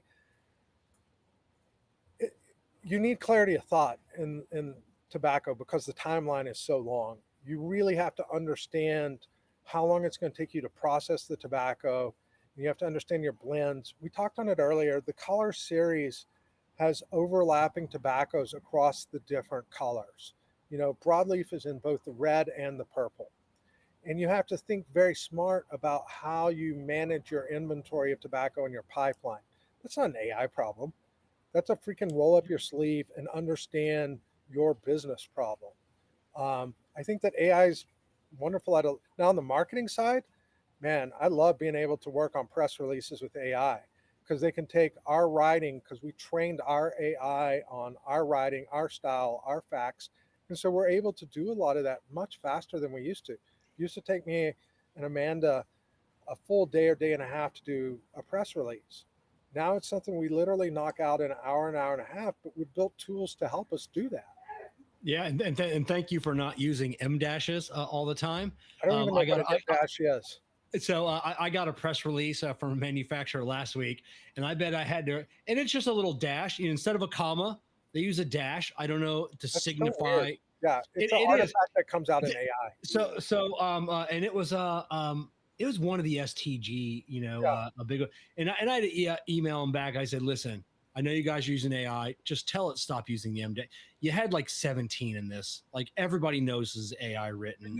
Kevin, we took everything that we had ever written by hand. Yeah, there you go. Built it into our AI system. And then we gave it special rules on what we think are the essence of the company and our brand portfolio and who we're trying to serve. So we really did a lot of work to try to train AI to help us speed up our own writing process. Yes.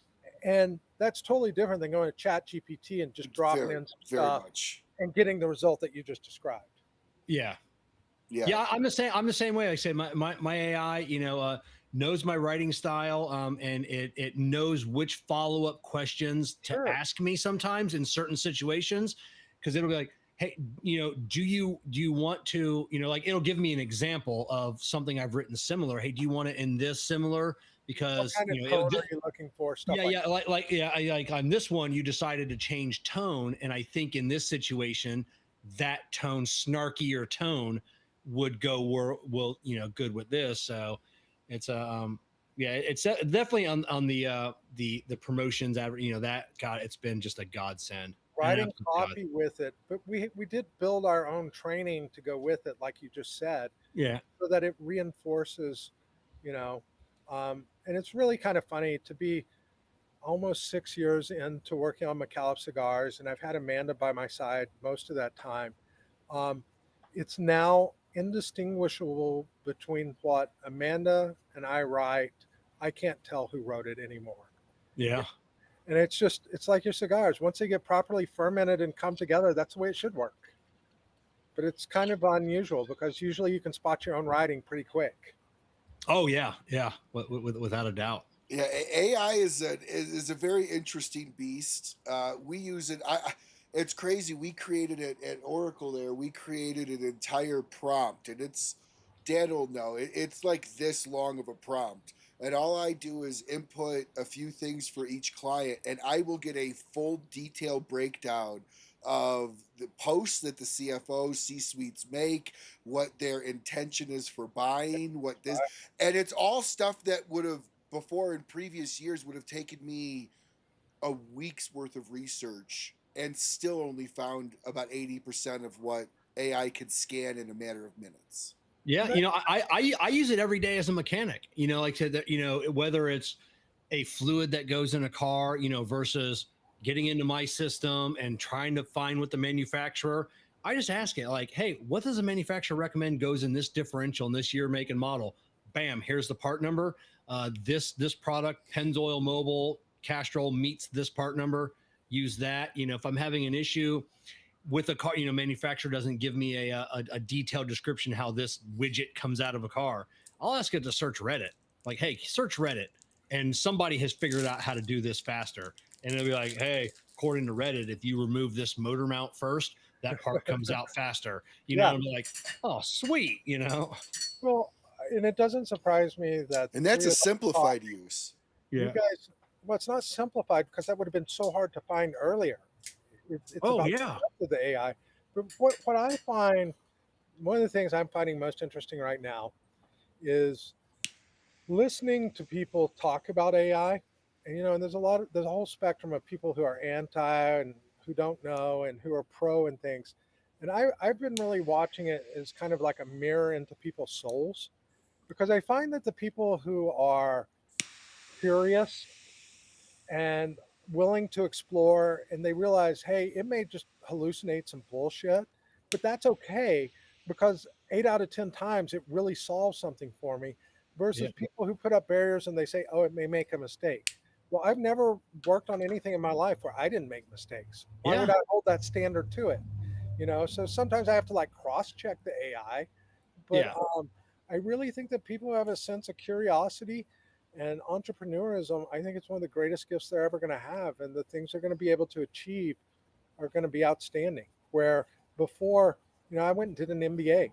I learned a lot of accounting, but I learned more accounting having the AI systems help me with nuances of tax and tariff and manufacturing accounting that it would have taken you 30 years in practice, where I can get strong enough in a couple hours to go ask questions to people who know and just land it instead of wandering through the wilderness. Or you take something like in my field, the ERP field. Now with real textual AI commands, you can literally just ask for a report to be built, and it crops all the parameters for you and does it instantly, versus before you had to do, say, searches and cropping and manipulating of the data yourself. It comes through on an instantaneous. It's scary, right? And I think we're still in such a new essence of it that nobody really kind of understands what the long-term positives or negatives, I think, will be. Sorry, Kevin, go ahead. I was going to Jessica, who's not the biggest technology gal. She's been loving it. I showed her, because she does social media management, and for Abe at Smoke Inn, a lot of people know that. Just crunching numbers across all of the platforms. Giving AI tons of information, and then just telling it basically, dumb this down, put it in charts for me, and gives you a dozen charts like, okay, you're hitting this, you were a little down this month, you were way up on this month. And people that can work it and put that information in, man, it's been gotta fantastic. Have curiosity. You have to have curiosity. You do, yes. It's like cocaine of knowledge, what you're able to do if you have a little curiosity. You're willing to try just a little. Go ahead. Sorry, Dan. No. I was just saying, how long before one of the issues I've always that I know some industries are fearful of around AI is the creativity goes by the wayside because you can essentially ask AI to do it. You don't really have to be creative in a sense. I think that's Um, I think that's a naive point of view. I okay. find that AI enhances my creativity because I can spin through so many scenarios, and by the nature of AI being non-determinate, meaning there's seeds of randomness in it, it sparks other ideas that I'd never thought of. And I'm thinking about artistic and financial and mechanical design. I mean, it really, um, it's pretty amazing. I think that one of the things that's lacking, I know that XAI Grok probably is the only one that has a strong point of view on it. They're trying to ground with the physics of reality, and it'll be very interesting when that kind of reality-based measurements come into it.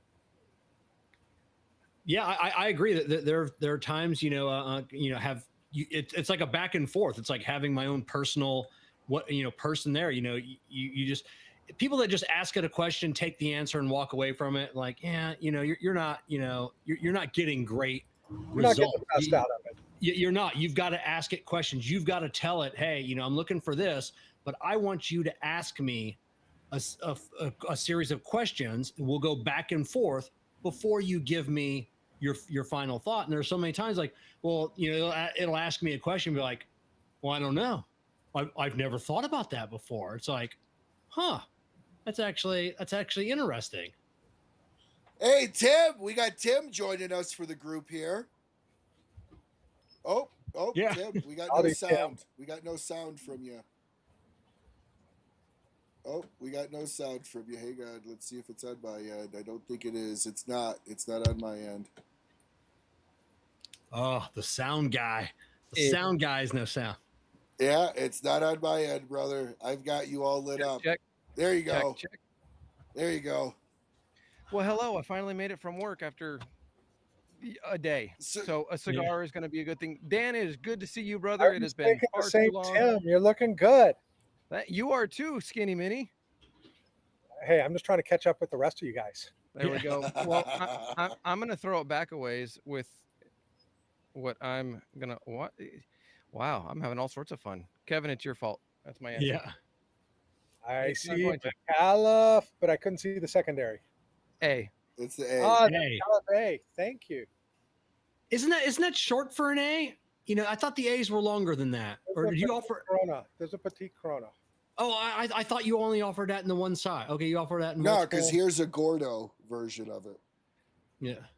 Okay. That would be known as the lowercase a. Yes, this is the little A. A. Yeah, the little A. So I have been watching and listening to the entire show, and I cannot tell you how many times I'm looking at my phone going, I want to talk. I want to talk. I want to answer. We should have had you dialed in while you were commuting, my friend. Yeah. Oh, I wish. Would have made it better for all of us. Well, Tim, now that you're new, provide some insight on what we've talked about, what you wanted to bring up here. Oh, man. You've covered 4 million topics. We'll start from the very beginning. We got another 2 hours. That's cool. So, the name Green and where it came from, and white and black, and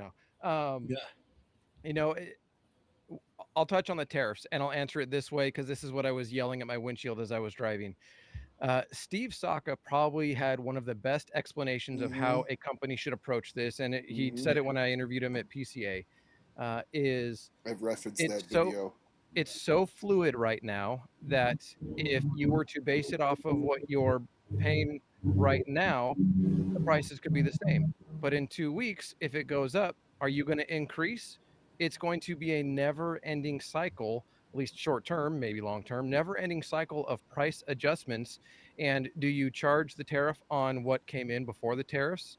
Or do you only charge on when you're getting charged on the tariffs? And then if you have the inventory that all has the tariffs attached to it, and the tariffs go away in a month, do you continue charging to recover the tariff money, or do you go back and eat the cost? And it's a really slippery slope, because if you're going to go through with the tariffs, like Dan said, be transparent, be honest. Hey, this is what it is because of the tariffs, and you pass it on. And yes, as you guys said, it's up to the consumer. So whether they want to pay that or not in the long run. But there's no one good answer for it. The only good answer is what makes sense for your company. Are you going to charge tariffs because you can't afford to absorb it? Or are you going to, as Steve talked about, be so big that you're not worried about taking the hit of 30, 40, 50, $100,000, $200,000, whatever it is, because you've got $4 million in inventory and you're going to blow through it, so you take the hit. But there's no one easy answer when it comes to the tariffs, and it's got to be, my opinion, it's got to be an independent business by business decision on what makes sense for them financially and being cognizant of their consumer. No, I would agree. And I've referenced your video that you had with Steve numerous times as being one of the best explanations. He did a great job. That was PCA this past year. If anybody has not seen the Dunbarton video, it's like 15 minutes long. It's fantastic. And Steve lays it out, dummified. Steve lays it out. Yes, and then he throws me under the bus for my battery dying, rightfully so, because my battery died. Conversation to an end. Yeah. Hey, Dan, Tim had brought up PCA. Are you guys, is Micallef going to be at the new Dubai World event coming up in November? That big thing, the Cigar Expo. Of course not. Our customer base is here in the United States. Kind of like I told you guys earlier. Yep. We're maybe 18, 20 months out from selling 1 million cigars a year. We're going to make 1 million cigars a year. That's our limit that we've put on ourselves. And we just want to stay focused on the customers that are important to us and the retailers. Okay. So I missed. Oh, sorry. I missed that was going to be your limit. Yeah. I know. Yeah. Okay. I heard you said you wanted to be at 1 million cigars in 18 months. That's the cap. We're going to cap it. I know. Okay. Dan doesn't want to give up that boutique title. Yeah. No, I don't know what boutique means or not. Roma Craft has kind of a similar situation at a different level. But when you explore how many square feet you have in your factory and how much you're processing your own tobacco and all the logistics that go with it, you either have to get more facility or you can stay where you are, because this is not our primary business. We want to make 1 million great cigars a year and sell them and have happy customers. That's our goal. Yeah. And it takes a lot of pressure off a lot of different dimensions to know what you want to have and what's going to be good. So on 1 million, what kind of overall profit margins, if you could share that, on 1 million cigars is Micallef bringing in? That's like asking a woman what her dress size is. No, right? I'm just I guess what I'm saying is is that enough to keep Micallef alive, or is that still going to give growth for Micallef to grow? So meaning, are you going to plateau and leave it there? You can always peel back the onion on the cigar business in a couple perspectives. Most retailers keystone a cigar. So if you pay $8 for it, the distributor probably charged them $4. Okay. If you're going to do 1 million cigars a year, that means $4 million is going to go into that distribution company. Probably not 4 million because there's promotion and trade discounts that happen. Yeah. But let's just say 4, just average cigar cost. Then you have to look back and say, what do cigars come out of factories for? What's the price you pay, the tariffs, duties, and importation? And you're just working your way back. And you have to think, I don't have packaging that's got, 10,000 pieces of foil on it and decoration because we're all grateful for that. I'm trying to be at the $8 mark. So you just start making a lot of decisions. And so the answer is, if you can maintain your cost efficacy and manage things correctly, 1 million cigars is not different than 2 million cigars necessarily. When you understand, is it enough to cover your factory fixed cost in your business? And if the answer to that is yes, and we believe at 1 million cigars a year in the price range that we're selling, we'll manage our fixed cost appropriately. And also not adding something like the Gordo, which you're going to make less on, and the colors helps that profitability. Well, when I pick $4 as an example, the way I really think about it is just a blended rate across everything we sell. Correct. You know, I just know my number and I know my discount number. And so the two numbers that I look at is how many units did we sell and what was the average sales price, you know, with those discounts. Is that pay for my distribution team? This year, my distribution team is half the size it was in previous years. That took a lot of cost out of our business so that we could stay in these price ranges. You know, you just, there's lots of levers inside of business, and getting big doesn't necessarily. So if you went from 1 million to 2 million, that means that you would have to outlay 4 years of capital in advance. So that would be 4 million cigars worth of tobacco that you bought nearly 3 years in advance. So growing's not always better. You just have to find the size that fits you the best. That's And- where. Go ahead. I was gonna go back. You said your distribution team is half that it was. Where did the half go? Were you able to streamline some stuff? Is that from the separation? No, I mean, so I had a larger team for a couple of years, and we worked with Mickey Peg trying to co-sell together. And there were things that worked and didn't work with that. You know, really nobody's fault. Just example, you got to try things in business and see what works and what doesn't. Yeah. However, I had some sellers that wanted to go work other places, and instead of replacing them, I just didn't replace them. And okay. I was like, you know what? It's okay to be a smaller company that has more effective throughput than a larger company that has less throughput. And so we're half the size on the sales team. And like I shared with you guys, we're like 46% up in sales. That's in units, not even dollars. So because our price range has been the same. So like our price range year over year is the same thing. You know, and what that means is working is that our relationships with retailers and consumers and ambassadors, people are trusting and coming back to us. That's what that means. It doesn't mean we're like magically smart. It's just people have finally decided, hey, in a world of expensive cigars, I'm going to pick up 2 of my favorites. I'm going to pick up 3 Micallefs. Yeah, you're getting turns and reorders, and that's what you exactly want out of it. That's what the retailers want. You know, it helps inventory flow through their shops faster. And, you know, it doesn't always have to be about giant growth. It's really about speed through the system that's important.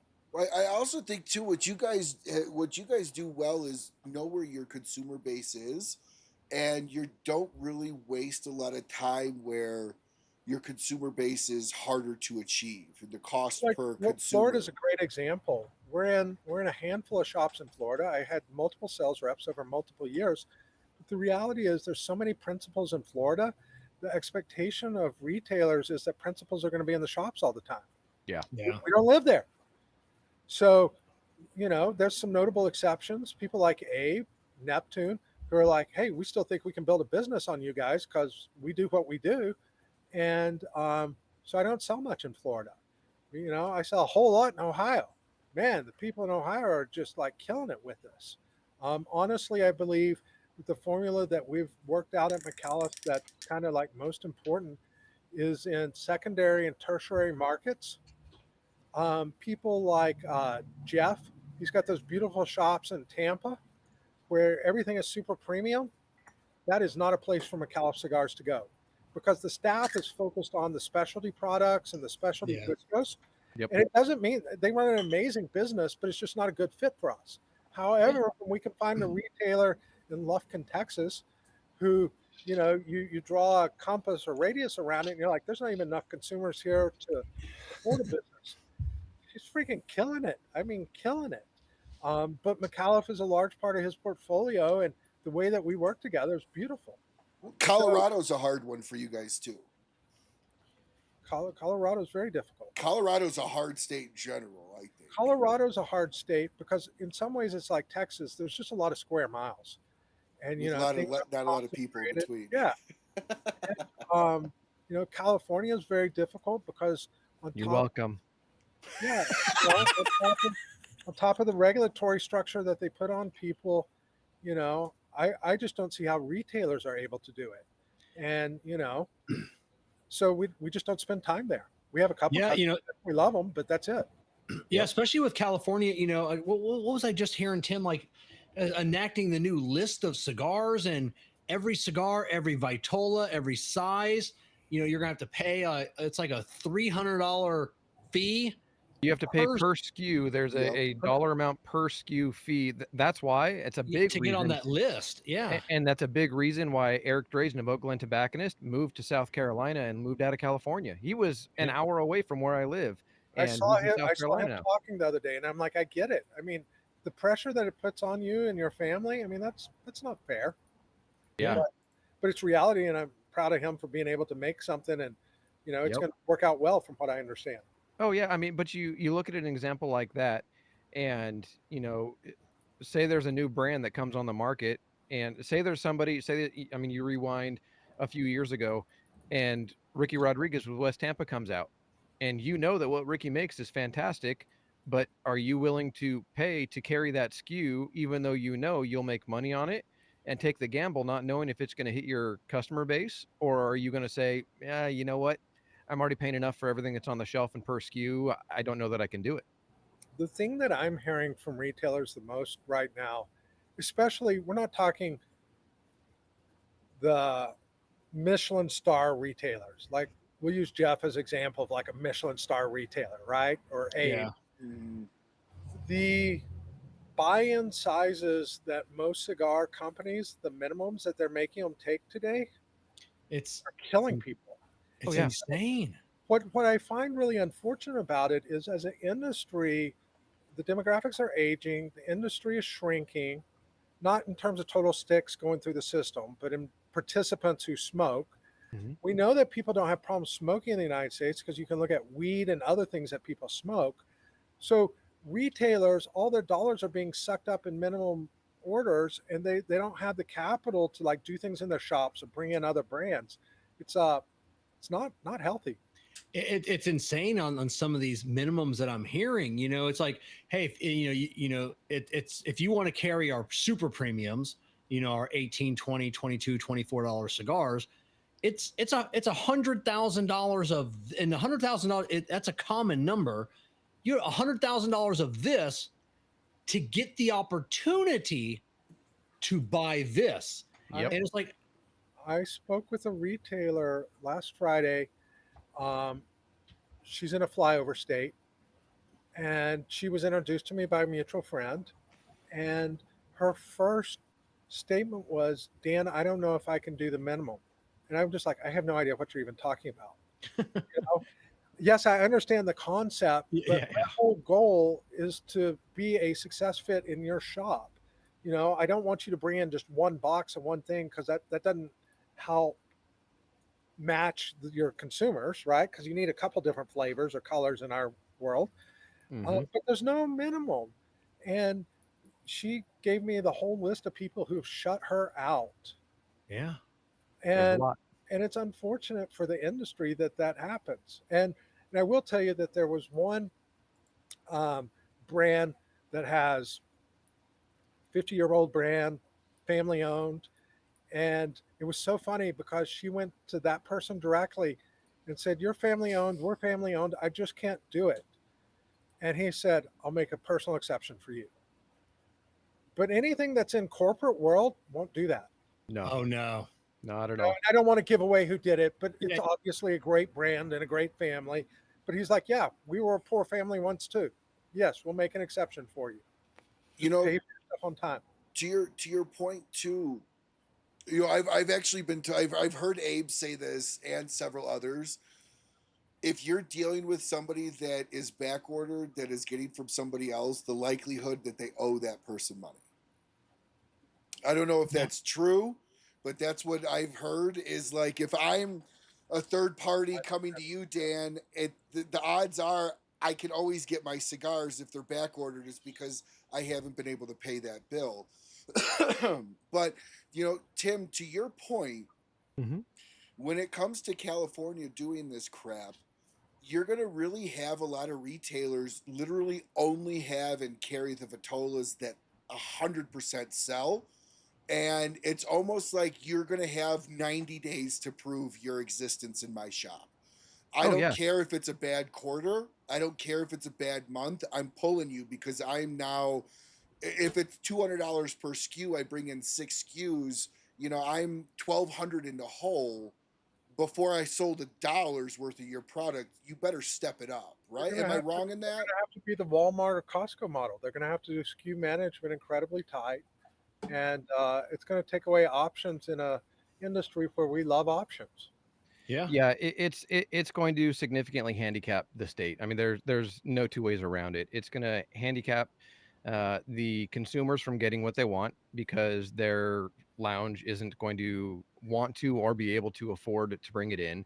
It's going to handicap the brands because they're not going to move as much product, and it's going to handicap all the way up the line. And it's so stupid over regulation. And let's not make any mistakes. Ryan, usually what we do here in California, you and Colorado are only about a year or two behind, so it may be headed your 100%. way. Yep. And so if this becomes something that is pervasive in the industry and goes to multiple states, then it's going to have a huge negative impact on the brick and mortars and on the brands. And going online isn't the answer either, because we all know how online stuff goes too. So there's no benefit to it. It's going to hamper the whole industry. Yeah, another one you got. We just had him in the studio because he lives here in town. Gerard from Jet White Cigars. Yep. Gerard left the company. And he closed up his shop there, moved his family here to Florida because his mom, they've always had a shop here. But they've had that for years. He stepped away from his brand. He closed the shop. He's like, I'm done with this state. And he loves California. You hear him talk on that interview. He absolutely loves California. And you just can't do it anymore. So Nope. what I find very concerning is that what you're describing, Tim, has also been implemented in Nicaragua. For Really? us now, us being any manufacturer in Nicaragua, we have to register SKUs with the country. Oh, that's true. Yeah. And what happens is these accounting firms find taxation best practices and they share and distribute them. And so, Nicaragua didn't create this out of thin air. They saw what the FDA had in mind with predicates, and they began to implement their own system. In Nicaragua's case, if you ever have a piece of paperwork or payment out of place, they can block all your exports. Let's say that I have I finally built that Lancero that Ryan wants. Yes. But I'm just sending 2 bundles of it up to validate it. That could completely block my entire business from exporting anything because I didn't register those 2 bundles and pay I think it's about $1,200 a SKU that. Oh, that applies to test blends too? That's anything. It's that much now. I had heard different numbers at the beginning. $1,200 is what we're paying per SKU now, and I could be wrong. I mean, it could be $300 or $1,200, but I think that's right.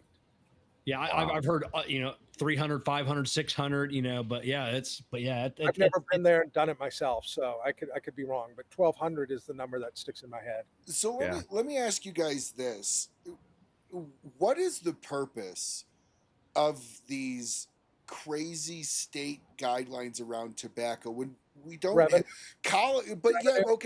like you look at Colorado has a 25% sales tax on marijuana. It has a 67% tax on tobacco. Tobacco. I feel like are they trying to drive tobacco out of existence, or they realize that people won't ever give it up, so they can just rake us over the coals? Like, what is the end game? How old is the marijuana lobby? I think it was put in about 12 years ago in Colorado. All right. So in 75 years, call me back and tell me what they're taxing on marijuana. Yeah. Okay. So, but I guess, but do you feel, Dan, that tobacco's being taxed out of existence, or taxed just enough to hurt, but people will still buy it? So I'm going to jump in here real quick, only because I saw a video and an interview and read an article about tobacco and what's happened. You know, we've seen all the nicotine pouches that have come out and all the different things. And is nicotine beneficial? Oh, it's in nightshade vegetables, you know, all these different things. And yes, it's much smaller in potatoes and tomatoes and eggplant and all that kind of stuff.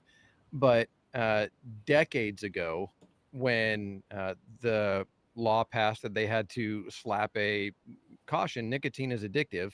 That started in the cigarette industry because one of the binding chemicals in a cigarette is called pyrazine. Pyrazine is actually what makes nicotine addictive. Nicotine on its own isn't addictive. You talk to any cigar manufacturer and they wish that cigars were addictive because they'd sell a whole lot more cigars.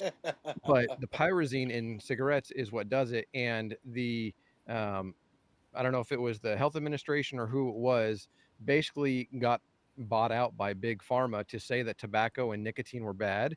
And since then, they have worked to basically push tobacco more and more out as a blanket statement, as an umbrella curse, if you will, to push out tobacco, because nicotine, I mean, we all were around the cigar industry during COVID. The cigar industry is one of the lowest, if not the lowest, demographics that contracted COVID because of cigars and nicotine and all of that. And if you look at health benefits and all those different things, you can't make money on tobacco in big pharma.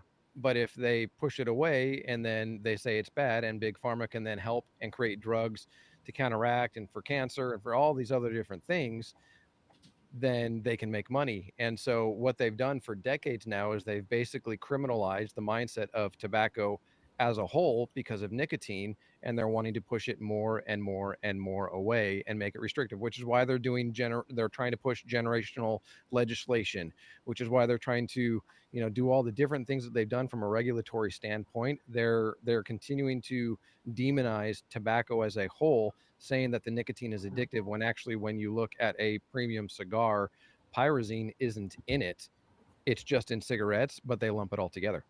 So, do you guys think that there'll be a point in time where whole states, like you had said, the generational things, I personally think those will be challenged and overturned in this country? Um, that's my personal opinion, but who the fuck knows who's going to be in charge at that time? Yeah. But do you think there will be a point in time where California is a tobacco-free state? Now you have to go to Vegas, or you have to go to Arizona or Nevada to pick up cigars? Because I if don't it's a tobacco-free state, they're not going to allow shipping in. We already I, have that. Utah doesn't do it. yeah, I don't think California will go that way, because if you look at the political climate, and I know earlier you guys said you don't want to get political and then talk politics, but weren't political, but talk politics. We Um, talked tariffs. We didn't bring up yes, names. but Dan brought up when Biden and Trump, but that was it. there you I'm just go. kidding. But when you look at the 2020 election, and then you look at the 2024 election, about 30% more red counties showed up during the 2024 elections than in 2020. And I'm not saying California is going to flip to being a red state. I'm not saying that at all. But if the current trend continues on, I don't think the legislators will be in place to implement that kind of ruling and have that take effect. Tim, I think that you did a great job laying out the science and some of the discussion. And, you know, the cigarette companies in the 50s and 60s definitely exhibited some bad behaviors. But as soon as they lost and signed the dissent decree with the Department of Justice, the legal precedence was set on tobacco. That's not set on weed or anything else. Right. So the legal lawfare against tobacco is much easier than other industries. It's multi-generational now. It's a mindset. Yeah, it's a mindset. And it's interesting, if you look where RJ Tobacco and some of those guys went, they went into the food industry. Yes, they own Kraft and all sorts of other companies. They own those. And so it's interesting, you know, if I was betting today, in the next 10 years, we see a dissent decree type solution with the food industry that will be interesting. But it's the same set of scientists who understand addiction and driving towards people that they kind of overplay their hands, and it'll be interesting to see what happens. But weed, for example, there's never been a legal basis for selling it. So there's never been a legal precedent set against it saying you're behaving badly. Right. And I agree with you, Dan. I think the next big fight is the food industry's addictive qualities that they're throwing into this. I was actually just looking at something that went through 10 different products from, I'm a 90s kid. This is what I ate in the 90s. And it was from candy to ketchup. And the ketchup was the most surprising. There was like 6 ingredients in the ketchup. Now there's a fucking paragraph and a half worth of ingredients in ketchup. And like, so you're 100% right. They left the addictiveness in one field and they turned addictiveness into another field. And sugar's one of them. High fructose corn syrup. One of the downsides of it, from my research in it, is your body recognizes it as sugar but breaks it down differently. Look, so like it's all crazy. I'm gonna have to step off in a minute, but I can tell you, I have observed with my own hands and eyes in medical research when I was a chemistry student, addiction research with rats. And with literally, it's a funny thing about a rat, they'll take their little nose and they'll park it against a straw and they'll snort anything. And I saw the data collected in laboratories where sugar and cocaine drive the same levels of addiction, with sugar potentially being worse. Mm-hmm. And, those rats just love to sniff that stuff. I guess it smelled good. But they kept coming back, even at peril to themselves, to get more. Nicotine being perhaps less addictive, from what I understand, than cocaine and sugar. And nicotine also has many health benefits that are largely ignored. The delivery systems we can debate, whether it's better to smoke it or to let it come in through your skin or to take it as a capsule, but it's certainly not getting the fair shake that it deserves. In many ways, it's a miracle drug onto itself. Oh, absolutely. Weightlifters take it on a daily basis to add a lot of stamina to their side. It affects how your body rebuilds and redoes. It regenerates red blood your cells. muscles. Oh yeah, all sorts of benefits. You look at Richard Piena, who's one of the big. He's no longer around, but he was taking copious amounts of caffeine in one go because of the healing effects of it. So we're damned if you do and damned if you don't. And Dan, I know you gotta bounce. I really appreciate you coming on, Dan. As always, this is why we bring in Dan. Thank you, Dan. Hey, love and miss you all. It's great catching up. Hope to see you all soon. And thank you for letting us talk about Micallef Cigars and great work the ambassadors are doing and how people are enjoying it. We just want to keep driving until we got 1 million in distribution every year. So that's all we're going to make, minus what we smoke ourselves, That's it. So Dan, Micallef Green smoke in tomorrow, September 8th for the rest of the industry, correct? Yeah, if I remember correctly, it goes on sale at Smoke In tomorrow. Saturday, I'm going to join Abe and the team on KMA, and we're going to talk about it. The warehouse looks so cool right now. We've got about 8 lanes of packages pre-packed that'll be shipping across the nation. UPS is bringing extra trucks to kick off as the shipping starts cascading. So we just feel blessed and we're having a lot of fun doing this. And if you want to be one of the first people to buy it and get it shipped, Smoke In's your first stop. And then over the week, it will be in your favorite retail shops. And everybody, this will be the first year you could actually have a fully decorated Micallef Christmas tree with both green and red hanging off as ornaments. Dan, I see something there in that. But decorate your Christmas trees this year, everybody, with your green and red Micallefs as well. We just barely had Labor Day. Why are we talking Christmas, Ryan? Yeah. I'm in favor of anybody that drives box sales. So thank you, Ryan. Yeah, right. Sell them. You need at least 2 to 3 boxes of each per tree, everyone. 6-foot tree. It'll help you balance your checkbook. All right, boss. That's it. Yeah. All right. Thanks a lot, So Dan. thanks, Dan. Thanks, Dan. Good Thanks, seeing you, Dan. brother. Bye bye. Yeah. So So Ryan, yes, I'm gonna I'll introduce you, I guess. So on Instagram, look up. His name is Brian Artis, Bryan, and then Artis, Ardis. I already don't want to look him up because he spells his name with a Y. I expect nothing less from you, Kevin. But Yeah. he has a ton of videos, goes into the chemistry and does all of that, of the health benefits of nicotine. And one of the videos that went viral for him, he talked about during all of the vaccine testing and all those different things, they injected a vaccine into the human, I think it was a human brain. And within 3 days, a glioblastoma formed. And the US government said, okay, well, let's see how we can eliminate it. They injected it with nicotine. In the same 3-day period, glioblastoma was completely gone. Nicotine has incredible health benefits. Yeah, I mean that's the Mayans, the Aztecs. I mean, we've been consuming nicotine in its purest form for literally 1,000 years, 2,000 years. Yep, it was medicinal for them. They would make tea out of tobacco leaves. They would do all sorts of different things because it was they medicinal. chew on it. They chewed on it. Yeah.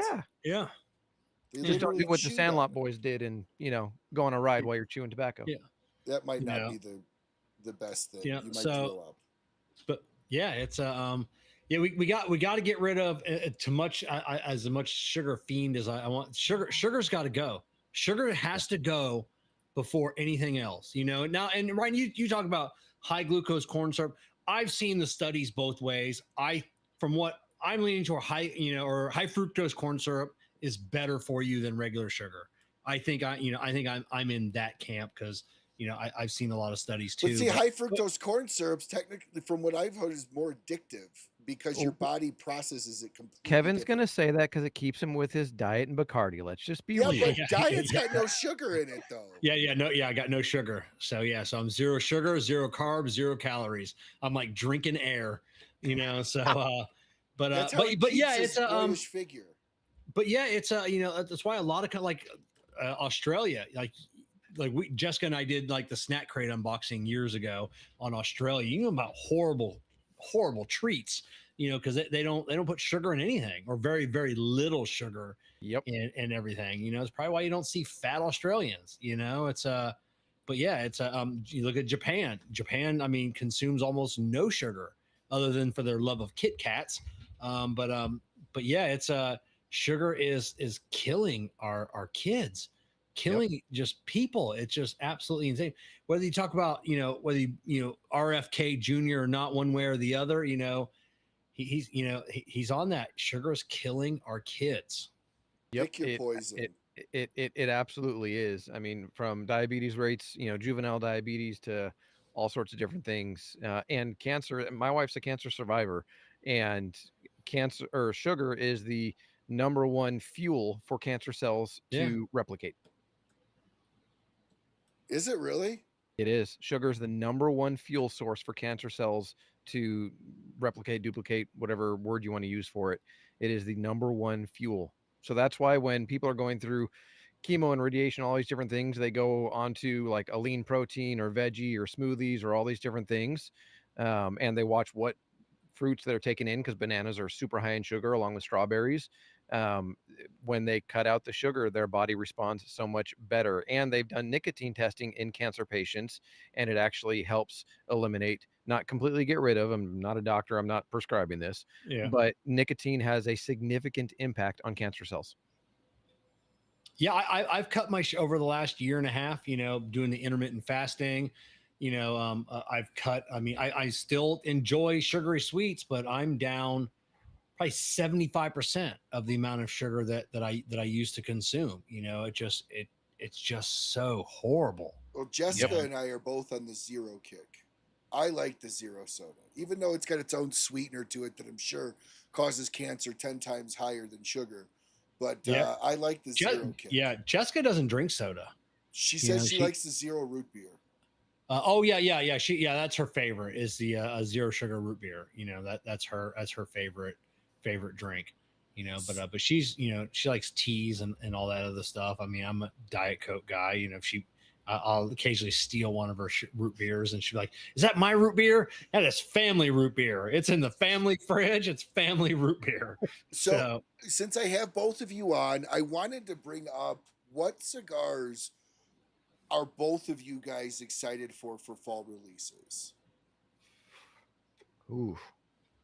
I don't know what's coming. I mean, I'm excited for Saka's new stuff, like his, Tim. I mean, I know he talked about the his samplers, coming out, at PCA. So those are kind of ones. Really, that's the only thing I can think of. You think of any? What else? What's kind of coming out, Tim? I've seen the press releases and new things coming out, but I'll be honest, I don't have my finger on the pulse as far as like being excited of what's coming out. I'm same here. I've seen press releases. Oh, this brand's releasing this. This is coming out. All those different things, and not because those brands don't excite me, but there hasn't been anything that has really just caught my attention and been like, oh yeah, I really want to check that one out.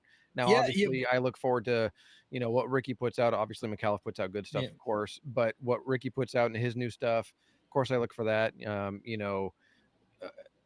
But there's nothing as of yet that I've looked at and been like, oh, I can't wait to get my hands on that one. Exactly, because this, this whole thing over the last like 5 years, and maybe 4 years or so, just every day there's something new. It used to be, hey, the beginning of the year, or hey, PCA happened in June or whatever it was, so August was like the big thing. We're all like stoked. August, September is when the retailers are getting all this stuff. But now it's just every day. You could walk into a lounge every single day, or at least every week, and there's something new. It's like, oh, I didn't even realize that was coming out. I didn't realize they were having something new. It's either an LE or a line extension or this and that. And I'm the same with you, Tim. I just don't keep my finger on that pulse anymore. It's too much work. Yeah, I mean, I still have cigars from PCA that I haven't reviewed yet, and I will say, I haven't smoked some either. One of the ones that I did really enjoy, and it was, I think, my most recent release, was the Casa Carrillo Connecticut. I think that's a fantastic Connecticut, and I'm much more of a Connecticut Habano guy, and it's got some pepper in it and different things like that, but it was really good. I know, Kevin, you've had probably more than a handful or box full or whatever of the Artesano del Tobacco Connecticut that they released there. That's a fantastic Connecticut. Cigar. Absolutely love that cigar. But I got so busy with life within the last 3 months that honestly, I mean, if you look at my channel, I haven't done, I think, only 2 or 3 cigar reviews in the last maybe 2 or 3 months. I've had a ton of humidor reviews because evidently brands are just like, hey, humidor. Yep, there you go. There's the new El Pulpo. Yep. But I haven't had a lot of time, honestly. I used to just sit and enjoy, a cigar or two a day and, work here at home, and between 2 jobs and everything lately, I just haven't had the time. I mean, literally it'll go a week and a half in between having cigars, and I'll realize that it's been that long, and I'm like, what in the world has gone on? And then I look at my calendar, I'm like, oh, that's right, life. And so I just haven't done a whole lot. Well, I'll tell you. No, I just thought of one, Ryan. So Apostate Cigars, when I was at PCA, they had like their new little ones, like the little cigarillos. So he gave me a bundle of those. Jessica and I smoked that entire bundle in a week. It was an insanely good cigar. Yeah, Apostate's an incredible brand. Yeah, and I'll tell you that their event only one, because Brandon was down here probably about a month and a half ago in Southern California. I met up with him one evening. He did my show in your backyard. Yeah, there you go. And their event only ones, they've got a few different blends of them, are absolutely fantastic. What he's got coming out, and of course it's secret blends is what it's called, so you don't know what the blends are. And I can't confirm nor deny whether I know parts of it or not. But those are what Brandon is doing at Apostate, and what the new distribution and partnership and all that kind of stuff that they've launched into, that they announced at PCA. The sky's the stinking limit for them right now.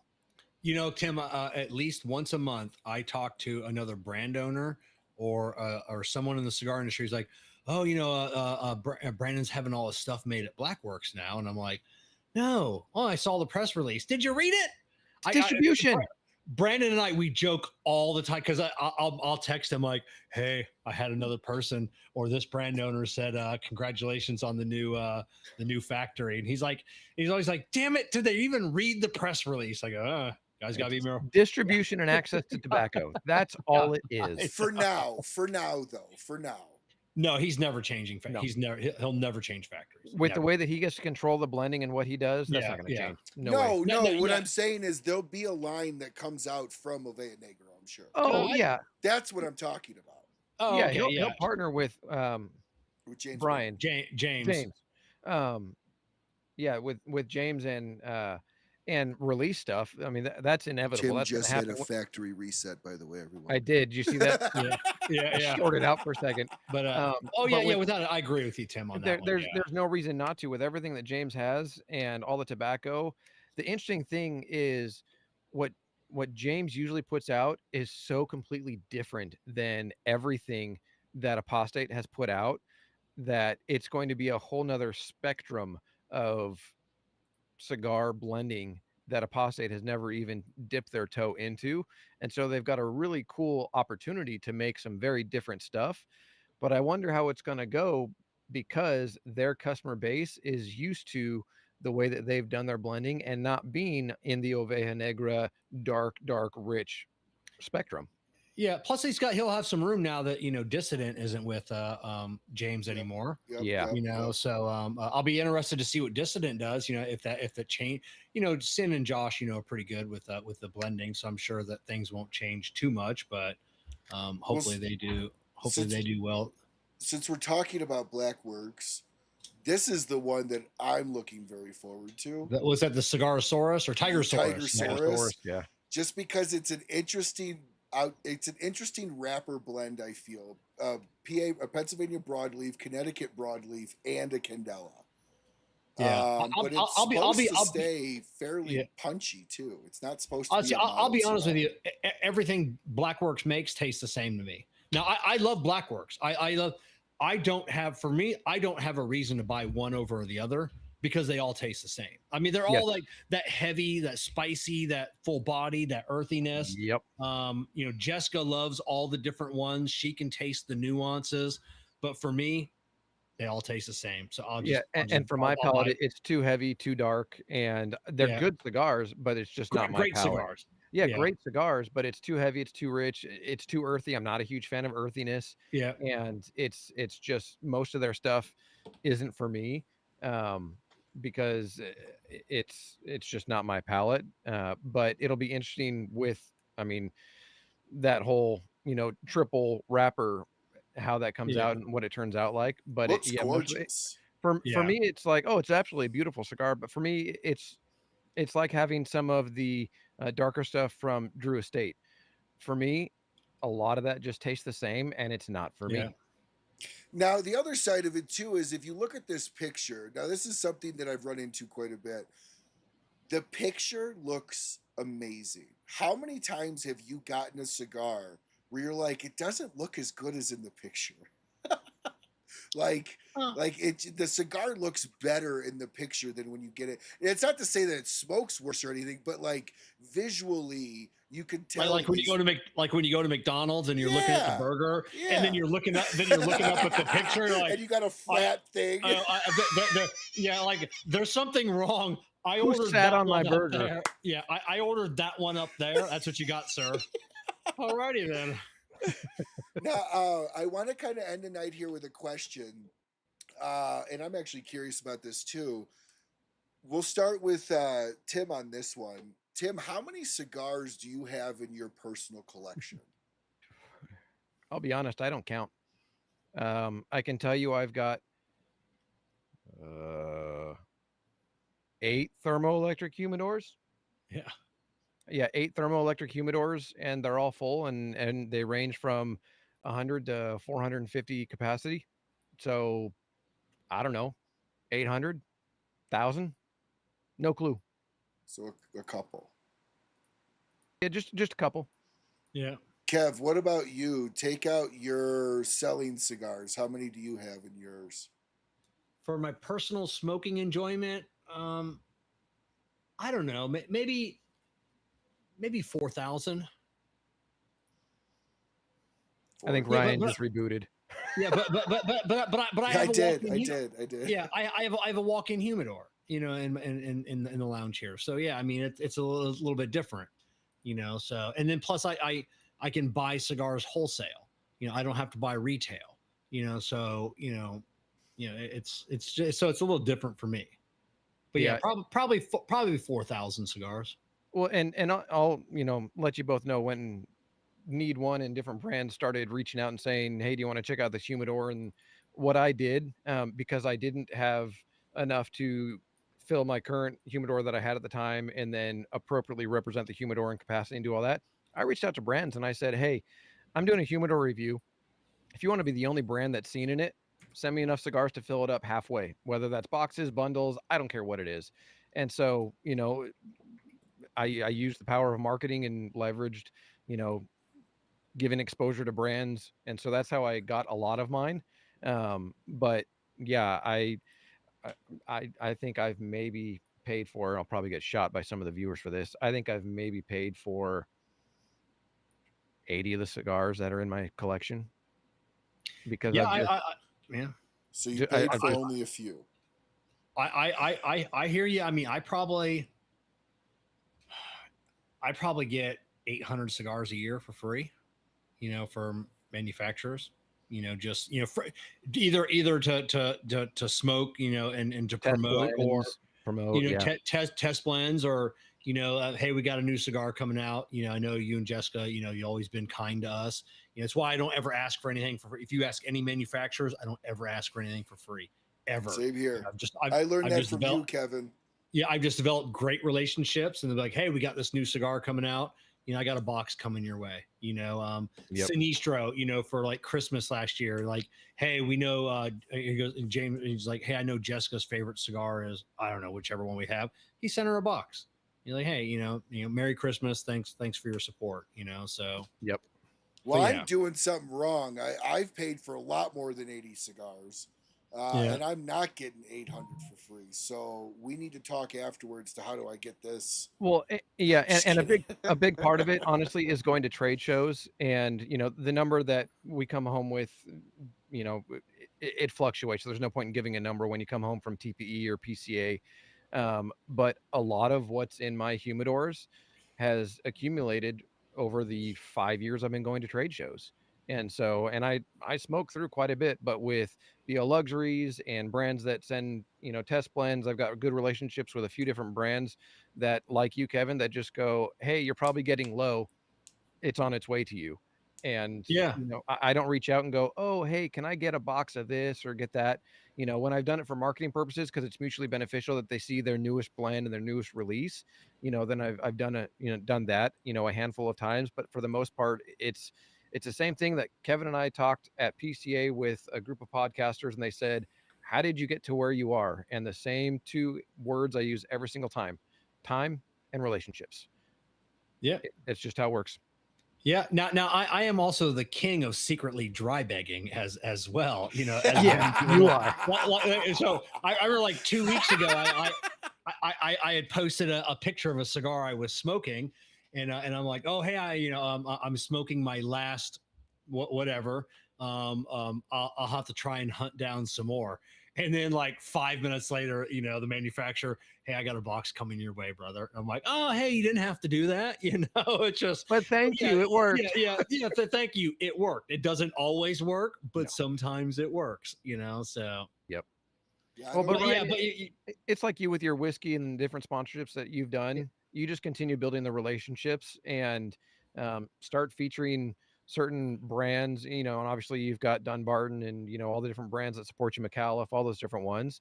Um, it's a marketing mindset of working that into the arrangement of, I mean, every single year, whatever my number one cigar of the year is, I reach out to that manufacturer and I say, "Hey, can I get a box for me to smoke throughout the year and post about so I can talk about it being my cigar of the year, and then a box to give away on my channel?" And Yeah. every single year, with the exception of 2 years ago, every single year I've done that. And they're like, Are you kidding me? Like, your cigar of the year video gets enough views to justify sending you 3, 4, 5 boxes. Yeah, we'll send you whatever you want, because they know it's going to be beneficial for them. That's the only time that I like specifically ask for cigars, because I haven't done that with humidors in probably a year or two when I get the new humidors, because I have enough to just shuffle them around and do it now. But that's really the only time now that I'll reach out specifically and be like, hey, can I get this? And it's because there's an understanding of it's my cigar of the year. And if you want me to talk about it more, promote it more, and help, you hopefully sell some more, you know, what's $70 to you to send my way? Yeah, Oh, you know, yeah. exactly. Oh, yeah. And I know we've all talked about this before, but you get that comment every now and then. One of my friends or somebody online, oh, must be nice getting free cigars or in smoking cigars. I'm like, try it. Try it. Mm-mm. Try working Mm-mm. 40 hours, 50 hours a week. I've been doing like 58 hours a week lately. And then spending 30, 40 hours a week on social media.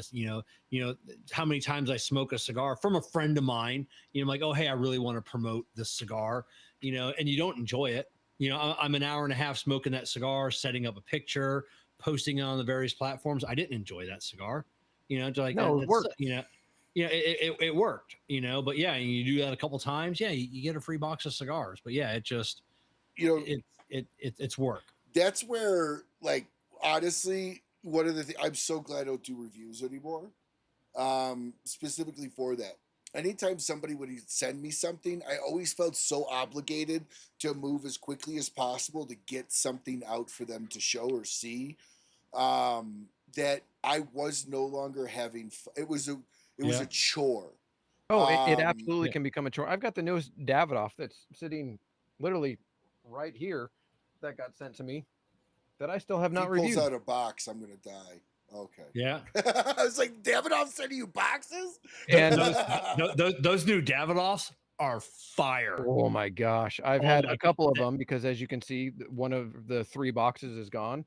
Those are And so good. I But lit then, the first one up sitting by my fire pit in my backyard probably a month and a half ago, and enjoyed every single second of it. I didn't post a picture of it. I didn't do any of that. It was like, I'm having this for me.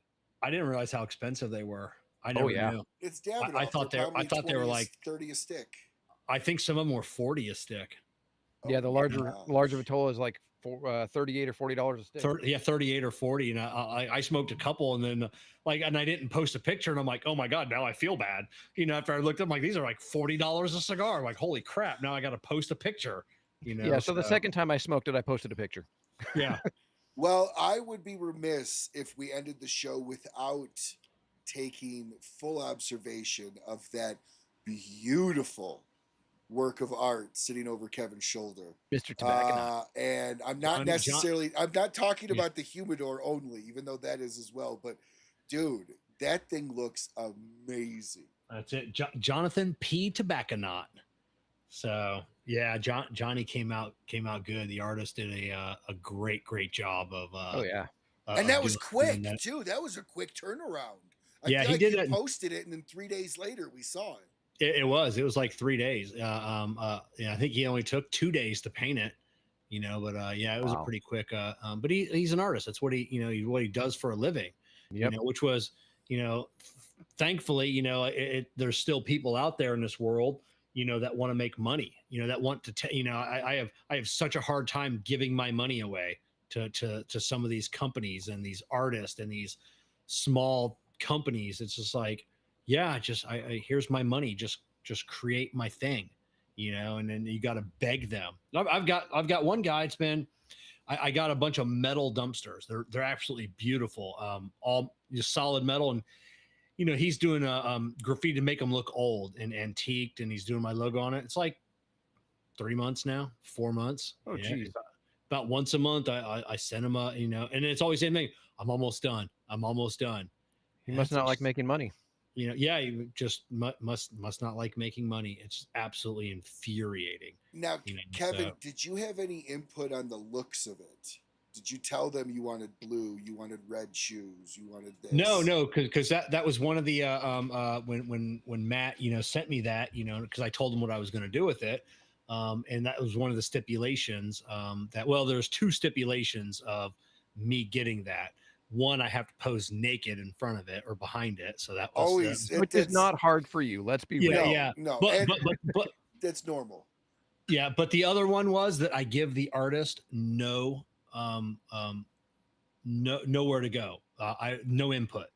I told the story of Jonathan P. Tobacconaut. He's the son of Johnny Tobacconaut, and but yeah, that was the rule. Matt said don't stifle his creativity with what you want. Let the artist do his job, and that's what I want to see. So that's what and he loved it. Were you remotely fearful that you were potentially going to get something back that you were going to be like, fuck, I don't like this? No, because I knew the artist. So I but knew. But you're also a perfectionist when it comes to this shit. So, but yeah, I knew the artist. I've seen like he's a tattoo artist, but he also does custom motorcycles, custom cars, airbrush work, pinstriping, things like that. So I knew what he was capable of. So there was no doubt in my mind that he was going to just absolutely crush what he was doing. Now, this other artist, it's doing my little dumpsters. I have no idea. I am nervous about how they're going to come out because he was recommended by a friend. So I am a little nervous to see how they're going to come out. So, but at the end of the day, I gave him free reign as well, to do what he wants, so. Now in the next episode of Puff and Ponder, they're doing a raffle giveaway for, no, I'm totally kidding. Kevin's never getting rid of that thing. He's like, yeah, right. That's going to go in the grave. That's it. Just like I'm never getting rid of this humidor either. So never. So Kevin, I got to tell you, when I first jumped on and at the beginning of the show and watched you guys while I was still working and everything, I looked at you and I instantly went, you look just like Justin Nunley. Yes. You know what? Yes. Ever since I switched glasses, I could see that. Just like Justin Nunley, I was like, dude. God, just to have his following, his the money he's made. Well, I've loved watching his progression over the years, and how much he's given back to the community and everything else. It's just and people reach out to him with a sick kid and need help raising money, and they reach like that. Yeah, and they reach the goal of, and exceed it in like 4 hours. Yeah, like 4 hours. There was one video I watched, and it was a couple months ago, and he just came on. He goes, "Hey, we got a sick kid, $40,000, go." And then a couple of hours later, he comes back. We go, and it's another quick video. We hit it. Thank you. And that was it. I will say one of the funniest videos I've seen with him was his interaction with waste management. Did you see that? Oh yeah. The guy kept putting his dumpster in the middle of his driveway, and it was driving him nuts. Waste Management actually reached out to him on one of his comments and was like, "And they sent him the truck." They sent him the truck, and they were like, "You're up. We got you." Yeah. And at the end, he goes, "I like the truck. Not gonna lie, it's cool. I'm gonna play with it, but I'm still mad at you." Yeah. Well, I just thought it's funny when you watch his earlier stuff. And then you watch it now, just the progression of like the room got bigger, more sports memorabilia in the background, like ceilings got taller. More shirts, hats of a particular brand. The neon sign. So all the subliminal stuff. So the NASCAR hood. Yeah. Oh yeah. Well, everybody, thank you so much for coming out. We did a little bit longer show just because Tim got here a little bit later than he expected and wanted to make sure that we had enough time to talk. So thank you everybody to watching tonight. And real quick before we do go, Kevin, what do you have on your agenda for this next week? Anything? Not much. Same old. Puff and Ponder Monday nights, everyone. Him and Care. Puff and Ponder. Yeah, Puff and Ponder podcast every Monday night, 7:30 or 7 Eastern. Once a month or so, once every month and a half, we're still doing an episode of the I Tap That Cigar Show. So we still do that. Got the cigar prop, got the Trash Panda cigars, we got the Irish Beard Balm. We got a bunch of stuff going on. So just search Cigar Prop, you'll find me. What about you, Tim? Any reviews you want to announce coming up or anything you got going on? Yeah, I will be doing a review on the new Davidoff that's coming out, and then a couple other cigars that I've had since PCA that I need to get taken care of, and then I just had a humidor delivered yesterday that I've got to do a review on, and actually there's one on the way too, so I've got a couple different humidor reviews. I don't know what it is. In the last like 3 months, it's just been like humidors and humidors, and people are like, "How do you do this?" And I'm like, I don't ask for them. And honestly, after I do the review, I give a lot of them away. Yesterday, I gave one of my need one humidors away to a buddy so he could finish Oh, it you and can't close keep them all. a sales deal. And I was like, Yeah. I don't need it. Yeah. And you know, and some people probably be like, "Wow, you're such a douche for saying that." But if I don't need it and Yeah. I can help somebody else that's Yeah. gonna start their cigar Yep. journey, I'm all for it. I'm here to help them. But yeah, humidor and cigar reviews are coming back, and definitely going to be getting back onto the horse and getting consistent again, releasing content, because it's just been hellaciously busy the last couple months. Tim is a very busy guy. For me, I've got next week, everybody, we've got a power packed month. And I've been hesitant on announcing it, but everything was confirmed. I've got Chaz Palminteri next week with Paulie DeSilvio on the show. Everybody familiar with Chaz? Bronx Tale is the cigar. Bronx Tale is the movie. If you don't know who fucking Chaz is, just Google him. You'll know him the second you see him. Come on, people. And then the week after, I've got Martin Covey coming on from Karate Kid, Cobra Kai. He's also got a new cigar, which is a banger of a cigar, put out by Paulie DeSilvio and Sanj Patel, Prodigal Son. It's absolutely fantastic. I was given an early sample of one at Cigar Fest this year, and it is amazing. But I like the I'll tell high you- horsepower. I'll tell you, Martin Cove. I met him at Great Smoke last year at the Red Meat Mhm. Lovers Club dinner, and he was talking with. It was just me, him, and Fred Rui. We were just chatting, talking about cigars. He had some questions about his humidor. He was having some issues with, so we tried to help him work through that. And then Fred was talking about Cobra Kai, you know, and they were talking about that. And then he'd ask me, and he goes, "Hey, you know, are you following it?" And I go, I'll be honest with you, I don't, you know. I go, my wife, absolute fan. She binges everything. She's watched it twice. Unfortunately, she couldn't be here tonight. She's deathly sick and back home, and she's so disappointed. So he's like, give your phone to Fred, and he recorded like a 30-second in like, you know, in his character of this amazing. And what I didn't post it for on Instagram or anywhere else because it was just for Jessica.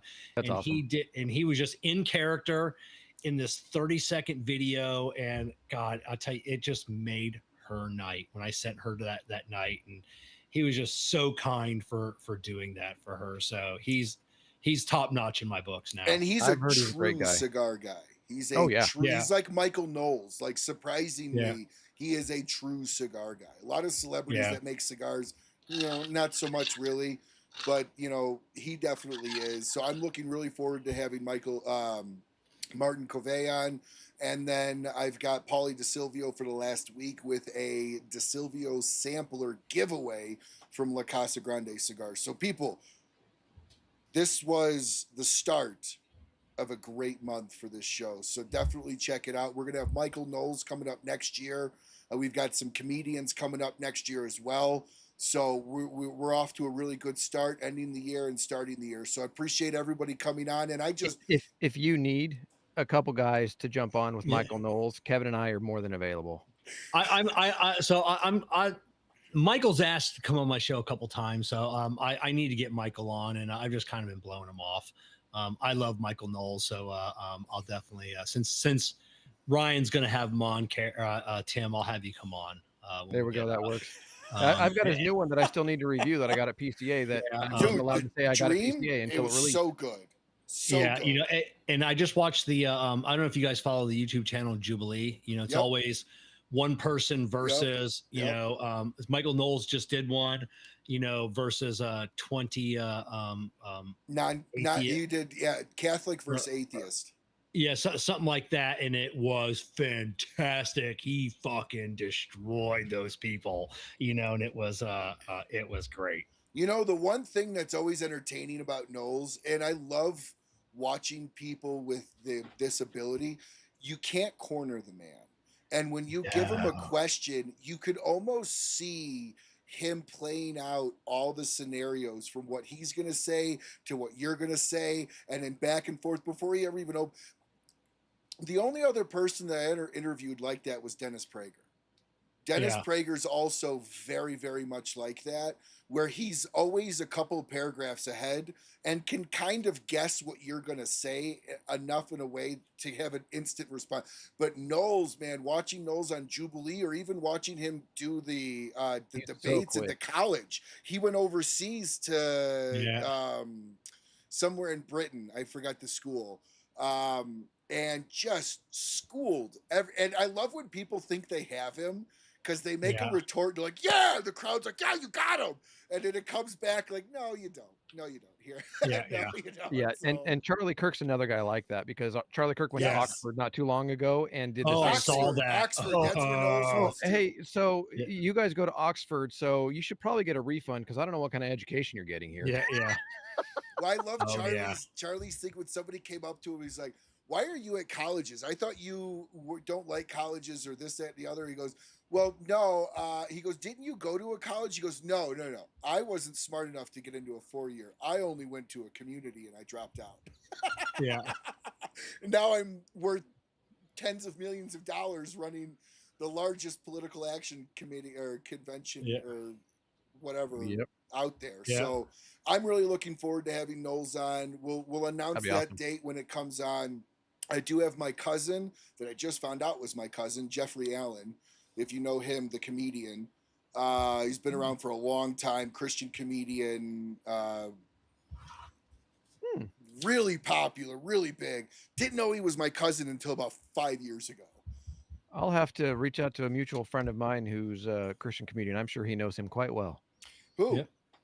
His name is, he goes by Comedian Nazareth. He was born in the Middle East, and his opening line every time is, I'm born in the Middle East, but ever since 9/11, I feel so Mexican. Well, the funny thing was, I asked Jeff, I was like, so do you smoke cigars? He goes, of all the drugs and alcohol I've done, tobacco is the one thing that never took.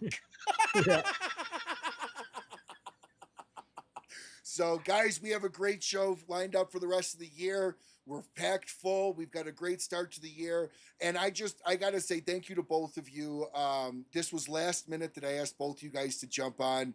And I love the group of friends that I have in this industry that I can last minute reach out. And I love whenever I'm ready to jump off a cliff, somebody's always ready to catch me. And, to you two both. You guys have been constants in this with me and always willing to jump on. I appreciate you both very much. So until we see you all again, smoke what you like. Smoke as many Micallef fucking greens as you can, and have a great, great rest of your week.